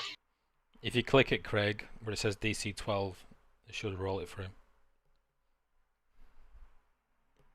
Fuck me. Yeah, he saved. Alright, well, it was worth a shot. Yeah, absolutely. I think that's a strong spell right now. I will use my movement to get just a hair closer, just in case the shit goes down, but I'm still keeping this big stone between him and me. Yep, you got 3/4 cover providing you behind that, I think. Alright, groovy. And that's me then. That was an action. Okay. Wilfred is the next to do his thing. Wilfred's going to cast Firebolt, because for some reason I don't have a sling in my inventory. So, plain old Firebolt. Oh, with advantage. Damn it, I forgot. You're going to need it. Because why do a sling when you can do fire? Okay, that hits. For 1 damage. Wow. Bink. You throw a lit match at then him. I'm going to bonus action. I'm going to command the Wasp to move towards him. I'm going to move towards him. Oh, damn it.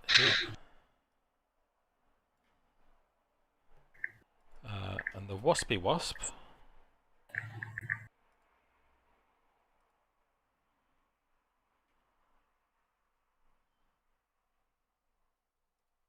The Waspy Wasp is going to force strike him with advantage, I guess. Why with advantage? The fairy fire. He dodged the fairy fire. But he dodged it. He doesn't have fairy fire. Oh. But it says for the duration. Any creature. Any creature in the area. Any creature in the area when the spell is cast is outlined in light if it fails the dex throw. He didn't fail the dex throw, so he didn't get the firelight. Oh, okay. Well, 16 then. He's a hit. And the Wasp stings him for 5 force damage. Somehow. That did more than your firebolt. Yes, I am aware of this.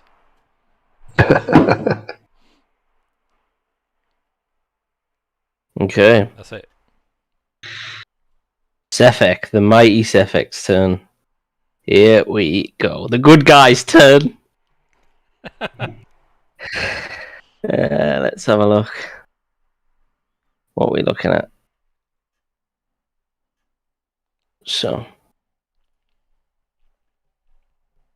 Sweet.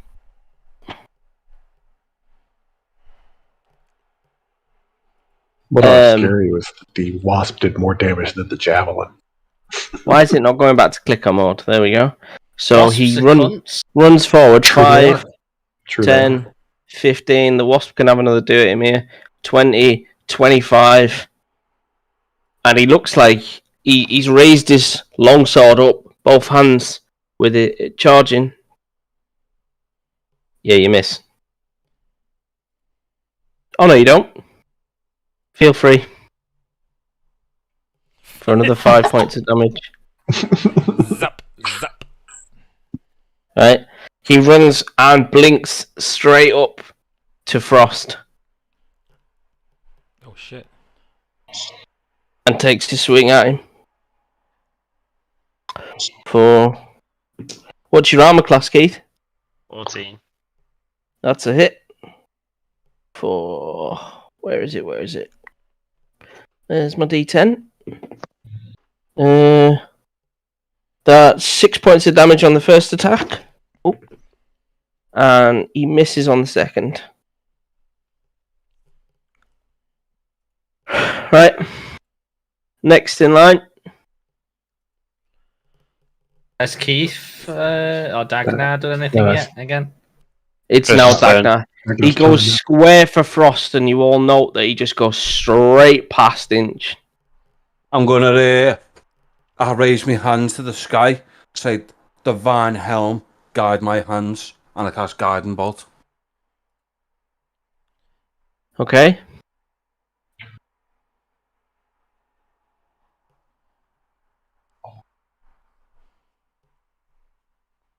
Oh, piss off. Well, that went well. Helm Can't tell, is was in the that back. 1 or 19? A 1. It was a 1. Helm apparently is taking a shit right now. He'll get back to you. Well, Helm, guide my hand. Helm? Nah. Hello? Hello? Helm. Anyone there? Helm's like, it's too cold! Ground control to Major Frost? Helm. Crash of thunder, and it speaks up in the heavens. I can Thank also you use for Channel praying to Divinity, Helm. can't I? Can we Channel Divinity? It's not an action, is it? Is it not an action? I don't think it's a full action. I'm not sure. I believe it is. It is a full action. It is a full action, okay. Thank you for praying to Helm. Your prayer is very important to us. Please continue to pray, and your God will be with you at the next available moment.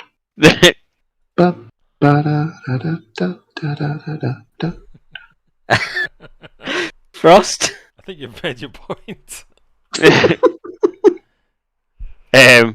I will cast Hunter's Mark on him. Yep. And then I will attack him with my spear. So, What does Hunter's do Mark I do just... again? Is it just for you? Yeah. Alright. Is there a way to link it in chat? Just He click the can't die next to it. disappear. Yeah. It can't get away. He can't disappear. Yeah, or at least Frost can track him. If he does disappear, he gets a little bonus There you damage go. to In it. fact, if it's a spell, you need to click it to use the spell slot. There you go. Yeah. Well, true. And then I will attack him with my spear. Okay. So, what do I do? I'll do a roll the d20 for Click the that. attack down there, I think, click under when it spear. says 3.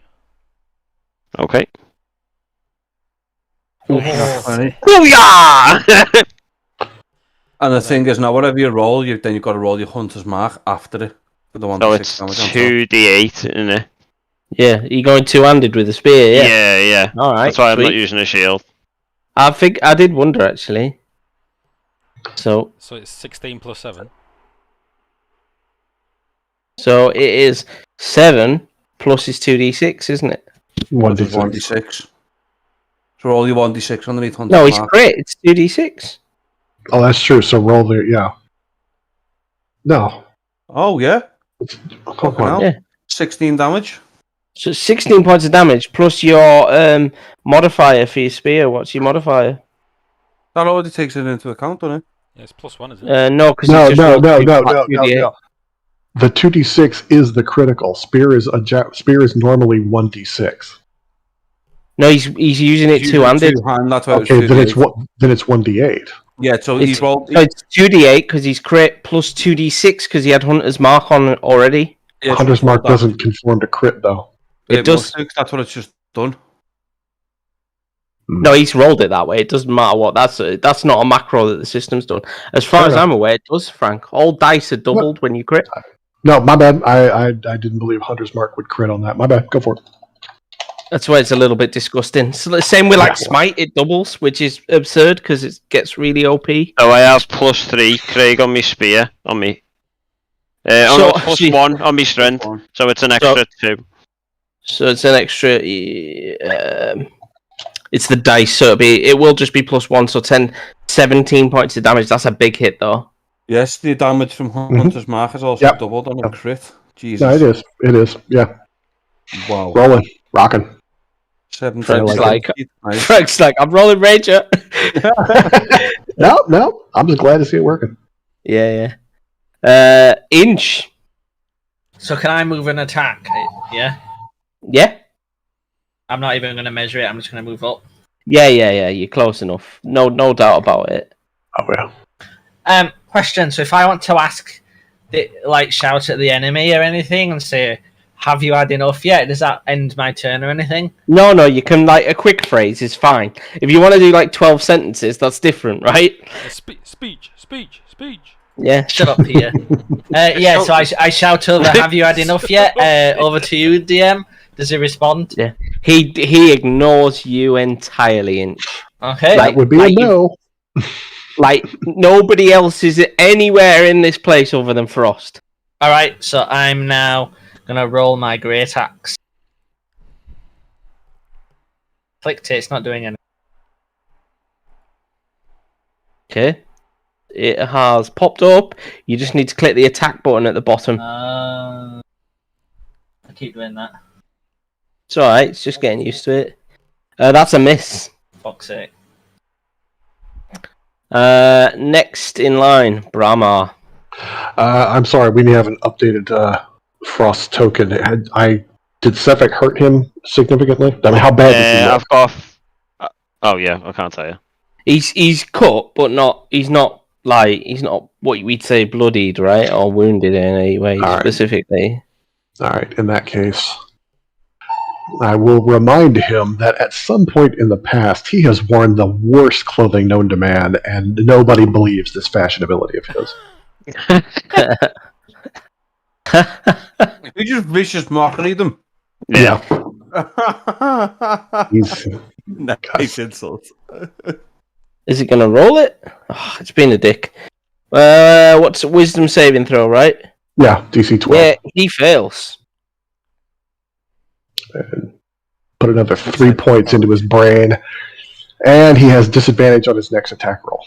Somehow, despite not noticing anyone else here, he suddenly gets very conscious about what he's wearing. And I'm done.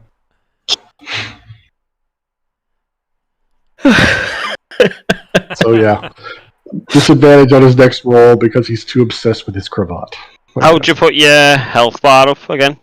Okay, hit bring points. up your character sheet. Oh, sorry, yeah. Yeah, prototype token in it. Yeah, And just then is go it to resources? Yeah, And then just put it as always for everyone. For everyone. That's the one. And is it attribute.hp? Yeah, you don't have to change anything else there. And then you just press assign token. Or update. Update token. And then it'll do it in a minute. Think someone has to doesn't Craig have to delete it and drop them back on? Come back. Oh, it's a pain in the arse this though. No, don't worry until next time. Don't worry yeah, we can do it after the thing. Yeah, it should be good for now. All right, rocking. Okay. So next in line is Wilfred Fizzlebang. I completely forgot that I had enhanced weapon as an infusion. What's Big Willie gonna do? Enhanced weapon Willie should have style. done an extra 1 point of damage to him before. Okay. So I'm gonna do a Big Willie. We're gonna do a Big Willie style. Firebolt again. Yeah. So whatever this is a +1 because Foundry doesn't do 16. Yeah, that's a hit. And then this is a +1 as well. 7 points of fire damage. So your two infusions are your wasp and an enhanced weapon. Yeah. So how are you using your spell wrought thing? Is that not an infusion? Yeah, I've used it. I've changed my infusion now. Oh yeah, because you use it and then you can just pick another. Oh, I hate the way this works. I thought when you lost an infusion, anything that was infused didn't work anymore with that particular one. Apparently, spell wrought tattoos work different. Yeah. Okay. I'm not up on a lot of the bullshit with artificers. So. It's bullshit, Frank, is what it is. I'll take your word for it. Yeah. Moving right. on. Sefek Caltro. Hang on, my wasp first. Fuck you, wasp. Thank my you. wasp is going to move up here. Is that ranged? 4 strike. Is it ranged? Distance. What attack are you looking at? It's ranged attack. Sorry, here's a ranged attack. Okay, I'm going to do a 4 strike. Where is it ranged? 4 strike, ranged attack. Oh, ranged weapon attack, yeah. Ah. Okay, 30 feet. 10? Nope, that doesn't hit. That's my turn. So, Which mutters fucking useless wasp. just to be More clear, damage than you. vicious mockery. Is it just the next attack that is disadvantage? Yep. Yeah. You were living on a submarine right now, Frank. Yeah. Sounds like there's a sonar going off in the background. I gotta keep. Hey, I got an initiative roll. I gotta keep track of my battlefield. So the first attack misses, but the second attack hits Keith for 7 points of damage. Fuck you, big boy. And he looks you square in the eye and says, "Does that taste good, Winter's child?" Ooh, them's fighting words. You can taste some of mine if you want. Hey now. Dragna? Ragnar? Yeah. Let's try guarding bolt again, shall we? Surely Helm is done shitting by now.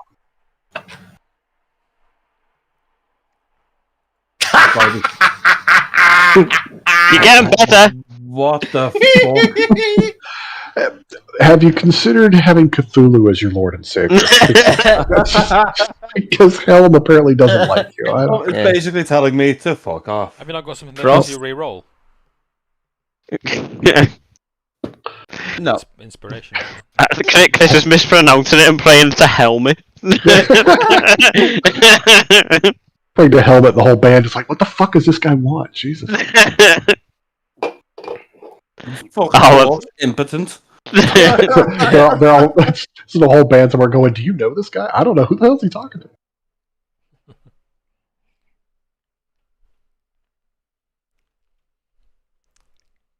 The heck, Craig, yeah? What did you roll? 14. Yes.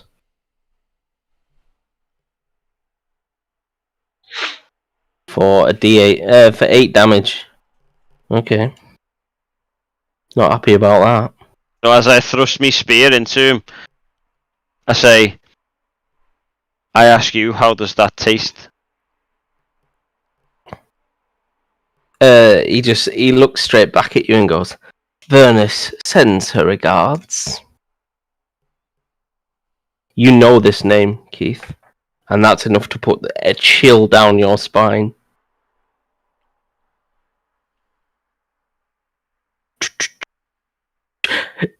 Yuri or Inch, sorry, we're gonna have to get your name changed in the tracker.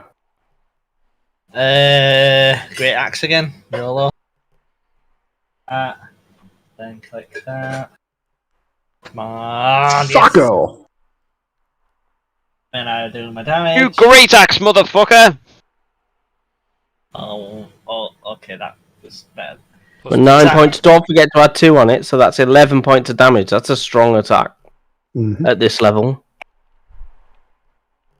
Is that it? Anything from the DM? Like, anything I should note before ending my turn? You just sink an axe into his shoulder blade, and he barely flinches. I was going to say that, so I sink my axe into his shoulder between his neck and the shoulder. Yeah, there we go. Yeah, doesn't even flinch. Oh my God. It's just like you've hit a chunk of wood. Brahma? How is Frost looking, and how is Cephek looking? Cephek's bleeding pretty bad. Like, Inch has just hacked a chunk out of his shoulder, but he doesn't seem to wince remotely in any sort of pain. But his blood's clearly pouring from his body. I'm convinced he's just fully numb at this point. He doesn't feel the cold, he doesn't feel the pain. He probably doesn't feel sadness other than about his outfit. I'm quite injured as well, Frank. Okay, yeah, Frost is looking pretty bad, so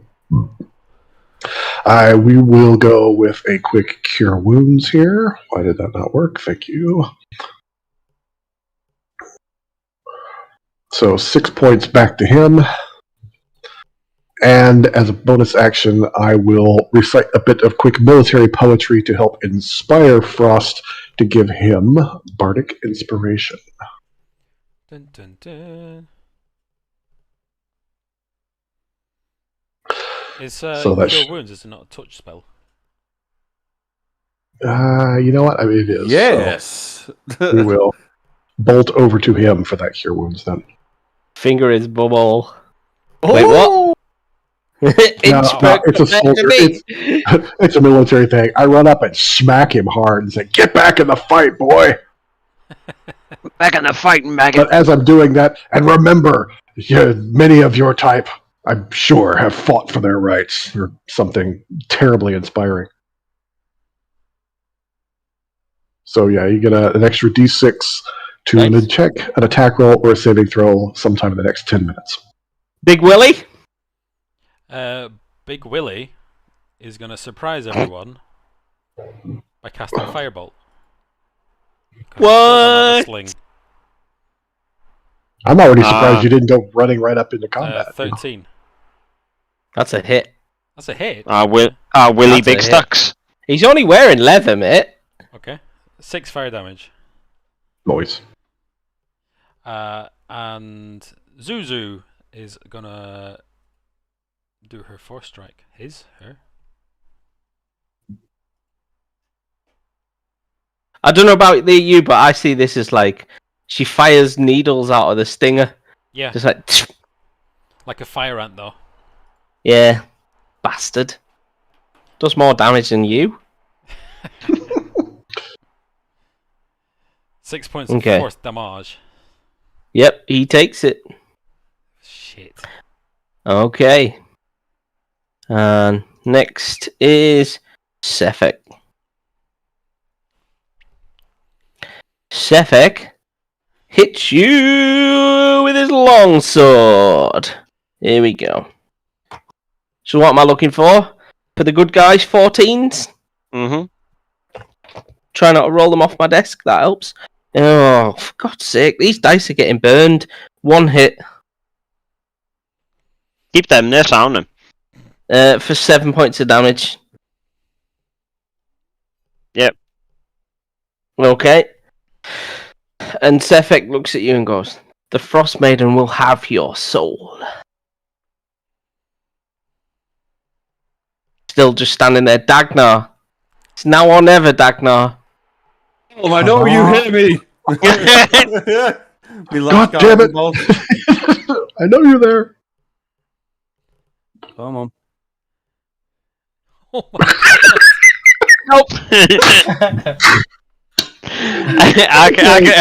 Someone's just like that. Hey, everybody! Someone back here taking a shit!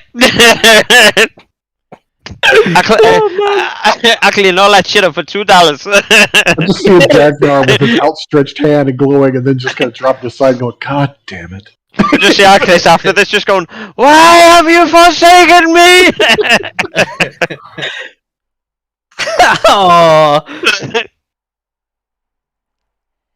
So Frost hits with the spear.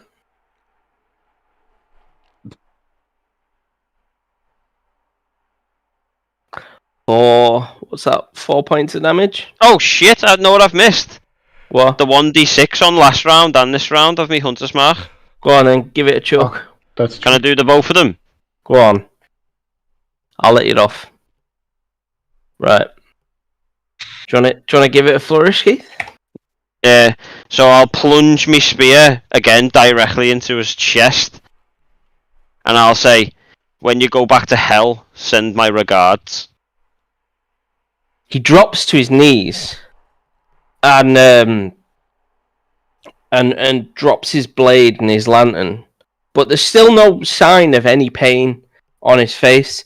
In fact, a slight glimpse of relief washes over his face, and he's just says, "My beloved Duchess," and then he seemingly, his eyes close, and then he starts to glow a very bright light. Okay. Doug. Give me 2 seconds. Team effort, boys. Great team effort. Maximum effort. Maximum effort, indeed. Okay. So, can you roll a Constitution saving throw? Everybody within 20 feet, please. No. Which is everybody, I think. It's just like, do not make me roll dice. How would you do? That was the right one, right? Really? Right. It went on to a 17 and just fucked off to a 3. I hate my dice. Can I change the colour?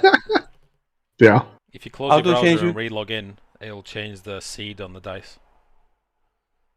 Or you can set them to a specific. So that's 3 fails. Fucking baby back bullshit, this one. Wilfred? It's not letting me roll, man. What, Constitution saving throw? Should click Constitution and another box. Yeah, Another box comes up. Constitution, it'll ask you if you want a roll or a save. As a reaction, Is it a save or an ability check? Save. As a reaction, my wasp can take the dodge action. Does that? No. Alright. Frost, if you need, remember you still have Bardic Inspiration. You can add D4 to that. Oh, go on, I'll do that. I mean, you might as well. In case I'm in the fail section. So it doesn't. It's a 1d6, isn't it? 1d4. No, one. Shit. Yeah, 1d6, Frank. Yeah. So mine, Craig, was 14 in the end. Okay, so you've passed. Wilfred's passed. Zuzu passed. Everyone else failed, I think. We ain't got a save from Dagnar. We have. You got a 5. I can do Inspiration as a bonus. I'll give Dagnar Bardic as well. Yay! Maybe I can save somebody else. It's in my thing, but I won't leave anybody behind. I'm trying to save people, so real quick. What do I need to do now? Just roll 1d6 and add it to your. You know he's going to get a 1, don't you? Add it to your 5. Yeah, so I was on it. I could roll a 5 plus 2, which is 7. Just roll the 1d6 that's on in chat under Bardic Inspiration. Just roll that. It's fine. Okay. Is it rolled? No. Why Click it in chat. I got you. There we go. 4. So you got a 9. No, I rolled a 5 plus. No, 7. the 5 is including your bonuses, mate. What? Oh yeah, so it is. So I got 9. Yeah, I don't know if that'll help or not, but maybe. So his head falls back to the sky, and his eyes glow with pure blue light, frosty blue light, and his mouth as well as he starts to scream. Ah!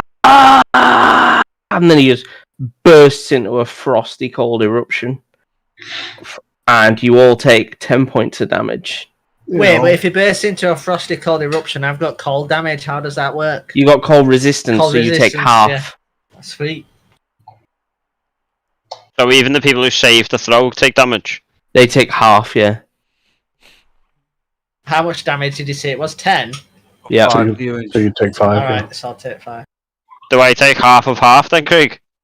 I don't know how that works, to be honest. Yeah, go on, I'm fine. We'll go with that. You round it up or down? Up. No, he's up for damage, innit?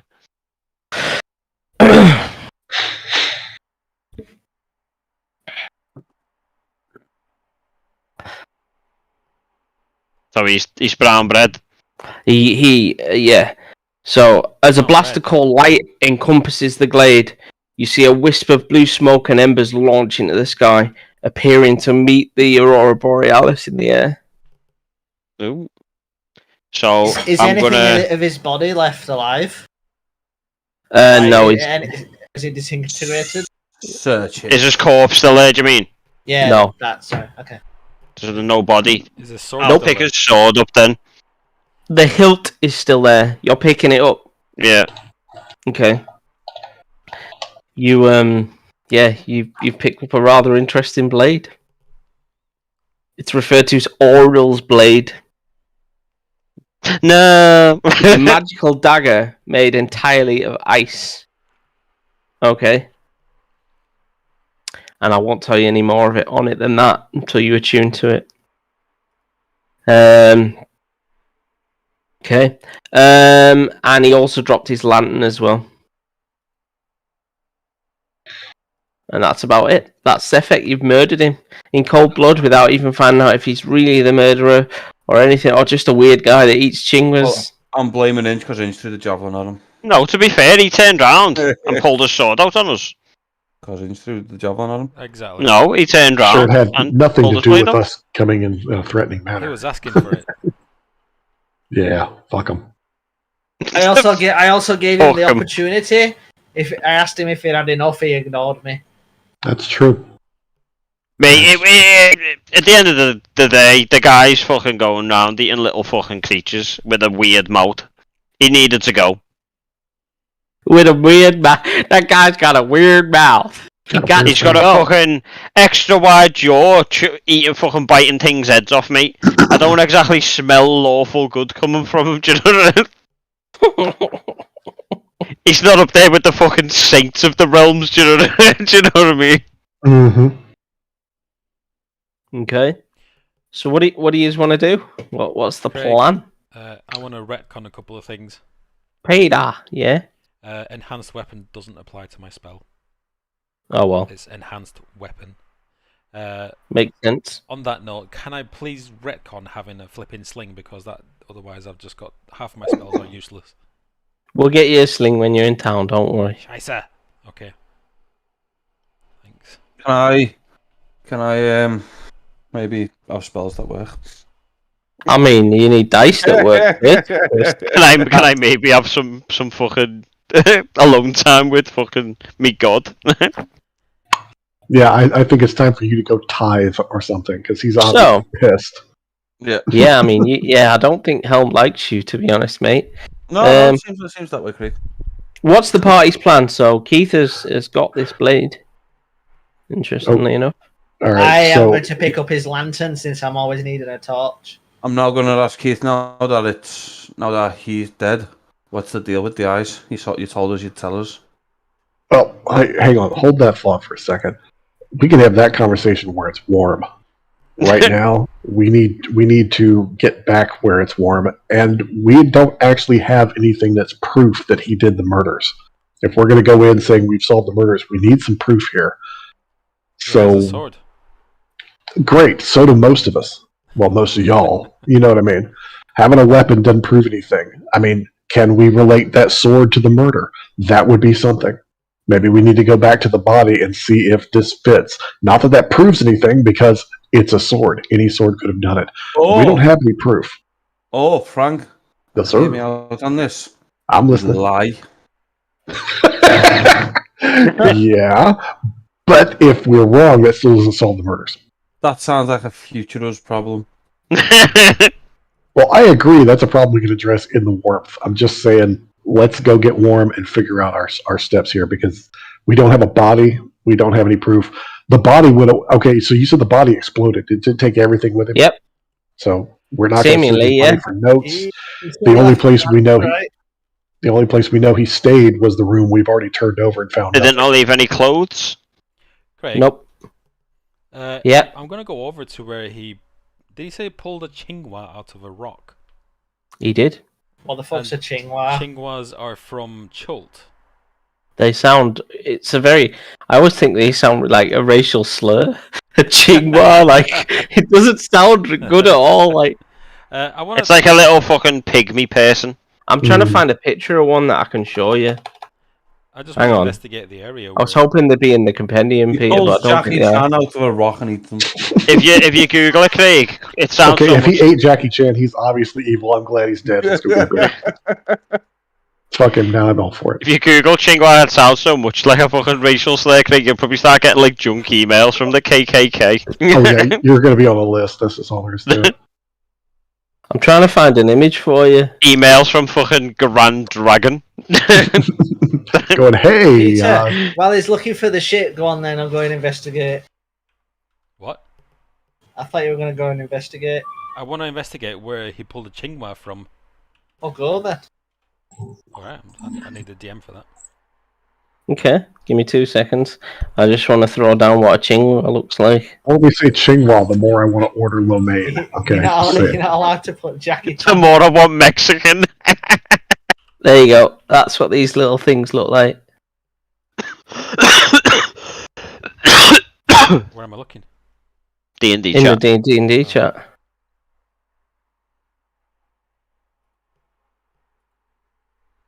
Also, that GIF, is that Chris Farley? think it is. Chris Was. Farley? Yeah. Yes, that it looks like is. Saturday Night Live. Yeah, it is. SNL.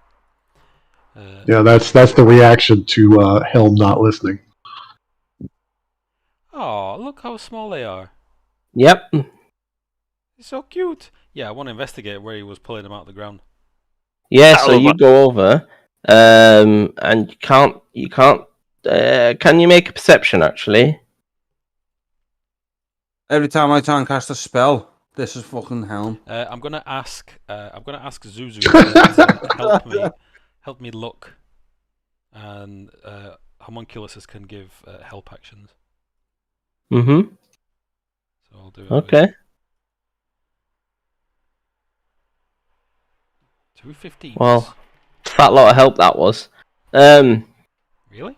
You can see. Well, it made no difference. You can see tiny feet in like patters in the snow, but you can't actually see anything. What do you think, Zuzu? Zzz, zzz, zzz. All right. Okay. I guess nothing. Anyone else want to do anything?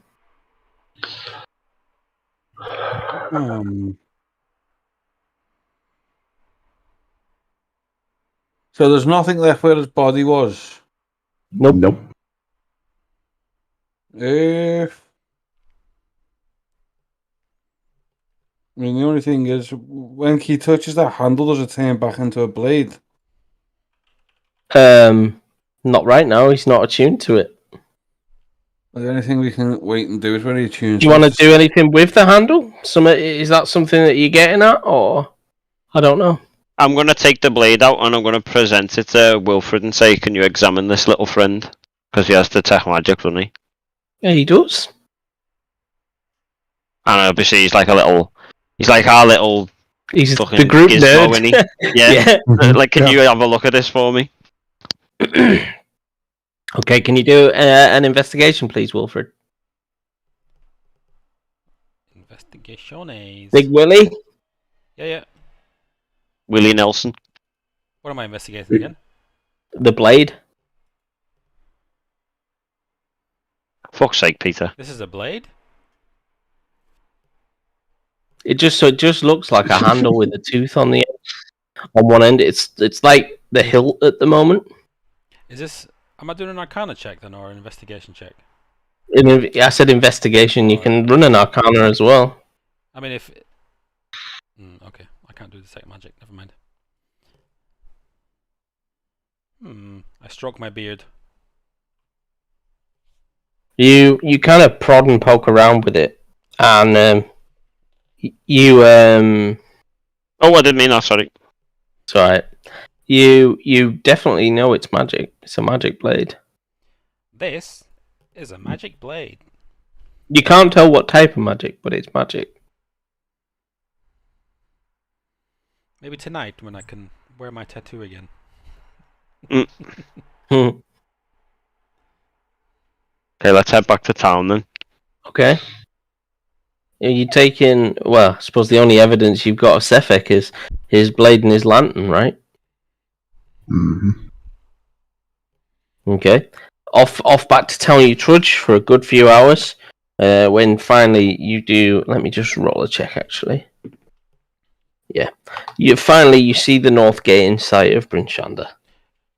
As we get close to Bryn Shander, Wilfred's going to ask the party, so what's our cover story, chaps? Well, we don't need a cover story yet. What we need is booze and warm. Okay. We're not talking to anybody yet. Okay. Let's head in. I need a fire. I need some meat. I need some beer. So, is the plan to go back to the north look? Yeah. Let's pull you all back in here. So you return to the inn, bearing Sefek's blade and his lantern. Obviously, I assume you're keeping it fairly concealed. Yeah, I was gonna say maybe it around. Yeah, I've got it in me inside me robe, like me outfit. I would like to propose a short rest after that. If we're going to keep playing, if we're not going to keep playing, a short rest sounds good. I agree. We're going to wrap up a few bits, Inch, and probably going to leave it here. But I just want to wrap up what you're going to do, what the intention is now, really, more than anything for next week. All right, ignore the short rest. Then we can do a long one at the end. All right, yeah. Let's kick some people off tables and gather somewhere where we can talk. Let's Let's delete some commoners. You are deleted. Is Hiln in the tavern? Yeah, she's still there. She's kind of waited for you. Okay, so delete yourselves. I'm going to approach Hiln, Craig. Get deleted. Delete us. Okay, yeah. So Hiln's in this corner here with you. Okay, so I'm going to approach her. I'm going to tell her that we believe we found Sefek out in the wilderness. Mm-hmm. And that, obviously, I'm going to explain that he took a chingua out of a rock and bit its head off. See what she has to. She kind of winces, like, that's pretty grim. I mean, chingwas are cheeky little things, but they're fairly harmless. I ask her what evidence she'd need for us to prove it was Sefek. I mean, his head, something that proves he's. We need something that proves he's been murdering people. She said, I suspected it was him just because he's the only person I can link to being in the vicinity. But I was hoping you might find something on him. When you found him, nothing. So I'm gonna show her the blade. Since she's a seasoned bounty hunter. I also turn up with the Green Lantern and show her that. Alright, Ryan Reynolds. I was going to say, he turns up with the shitty Ryan Reynolds film on DVD. I was just thinking, hopefully it's not that one. Because if it's Ryan Reynolds, I shank him. She looks at both and she's like, well, this is his blade. But I'll then explain to her about what happened to his body when he was killed. She strokes her lady beard and goes, most unusual. She also mentioned something about a duchess. She says, I've heard of a shipwreck up in the Sea of Moving Ice called the Duchess. Some why were you sunken ship? Why well, I don't know. I don't know much about Sefek. I know he arrived here a few months ago and he's been hanging around with Torga Icevein. And I still think that she's linked to all of this. We just need to find out how. Well, then maybe we need to go check out the shipwreck. I think we might have some questions for Torga as well. Wouldn't hurt. She says I'd be wary checking out a shipwreck like that. The Sea of Moving Ice is a very dangerous place. Yes, it is. Maybe we should begin the questions with Torga. I agree. I think we need to get closer to Torga's operation and find out what she's doing. She says, I suspect she's running a racket on this lottery and potentially bribing people, but I'm not 100%. We need some proof. But I'm still not entirely sure how this all links into Sefek killing people, in all honesty, she says. I just know he's been there and he works for her, so surely there's a link. Oh, maybe we can find out more information in there. Yeah.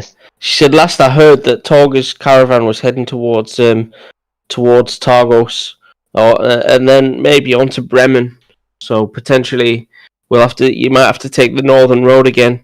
I suspect that maybe Sefek himself was catching up with them when you caught him. How far is Targos? Targos, it's a good 3-4 hours northwest, and then Bremen a further 2 hours beyond that. That's not too bad. We can do that. It's a job for tomorrow. She says yes, for tonight, why don't we have a nice hearty meal, enjoy a drink and get some sleep? That sounds like a stellar idea.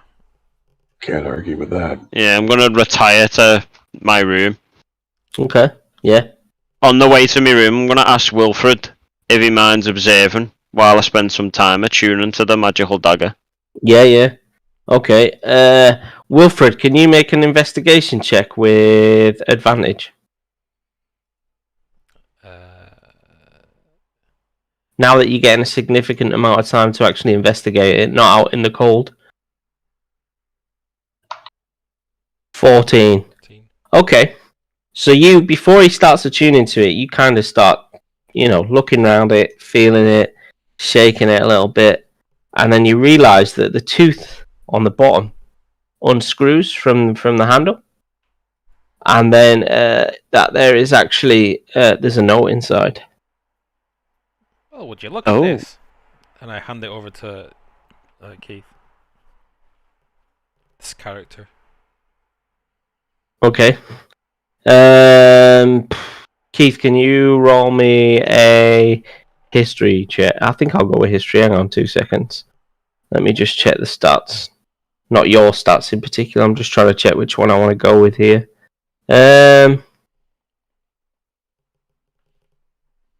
Survival, actually. I want to go with survival. I want to go with history, sort of. Intelligence? Yeah, just give me flat intelligence, I think.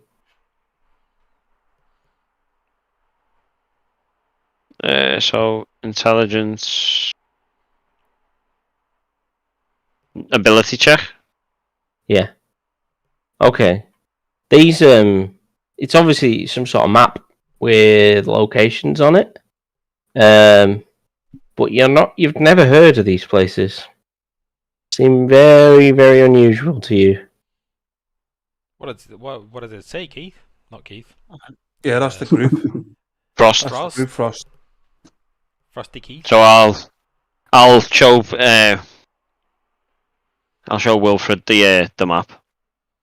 Yeah, Wilfred takes a look, and again, I'll explain. It seems to be a map, but with no known locations that I've ever seen before, and I know this land and area very well. What kind of words are we? Better than most. What kind of names?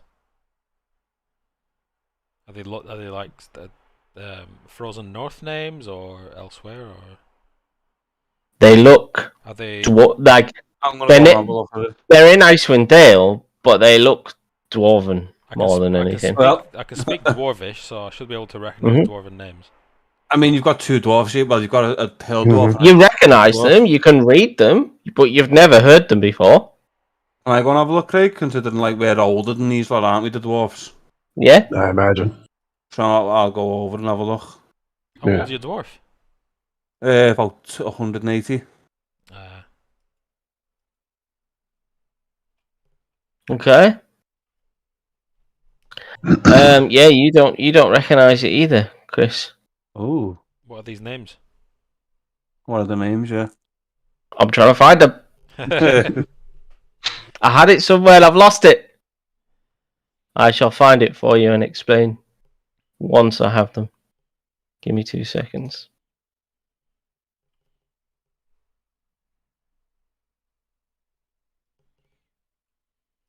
Okay.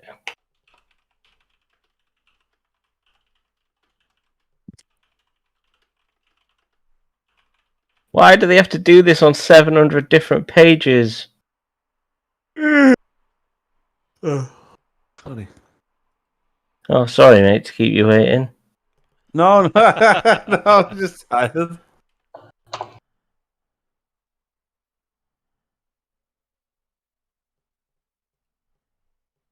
So they are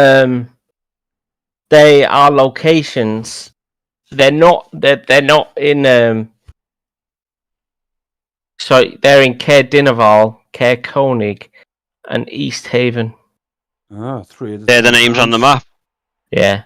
So so 3 of the towns are marked specifically. Kirkconnell, and what was the other one? East Haven, Caer Konig, and... Have you all had a look? Yeah. Okay. So it's Caer Dineval, Caer Konig, and Lake Dineval, did you say? No, and East Haven. They are marked on Caer Dineval, Caer Konig, and East Haven. Caer Dineval and Caer Konig are the two opposition towns over the, and then East Haven's the pathway into Icewind Dale. The first town you encounter on the way into Icewind Dale. Has everybody had a look at the map? Yep. Yeah, No, I'm going Icewind Dale. Where is the map, Craig? Oh, I'm just saying, like, is everyone kind of, you all decided to take a look? Is that if that's the case? Yeah. Frank, your character noticed this is written by Duergar hand.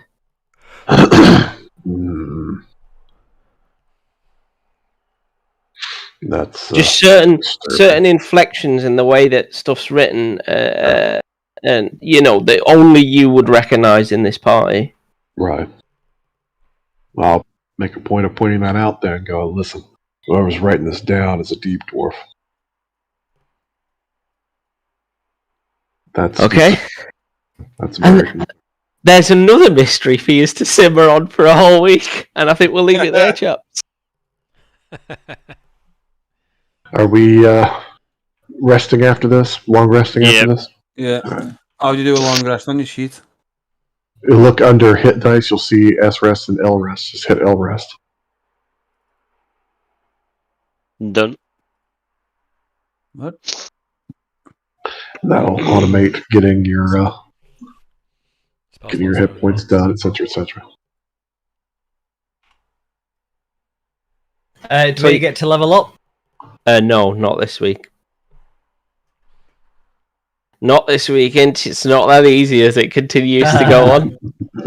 It didn't reset me spells, then it still said I'd use 3 out of 3, which is weird. I've had to manually. No, 3 out of 3 is what you've got versus your maximum. You've now got 3 spells available. So, how much XP did we get this week, Craig?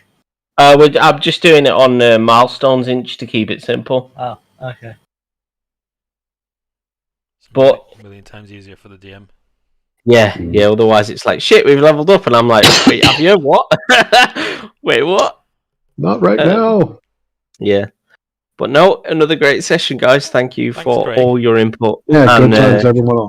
Good times. Yeah, we've murdered a guy. Got no closer to working out why he's doing anything, but murdered him anyway. Maybe just because he's a shifty type. I don't feel like we were made the hobo-y there, to be fair. To be fair, he ate a pygmy. I mean, just saying. I mean, he was a bad egg. He needed to go. That's right. Exactly. So, So, people want to say who's Judge, Jury, and Executioner. I'm going to say us. Us, yeah. I'm not Judge, Judy, and Executioner. Hey.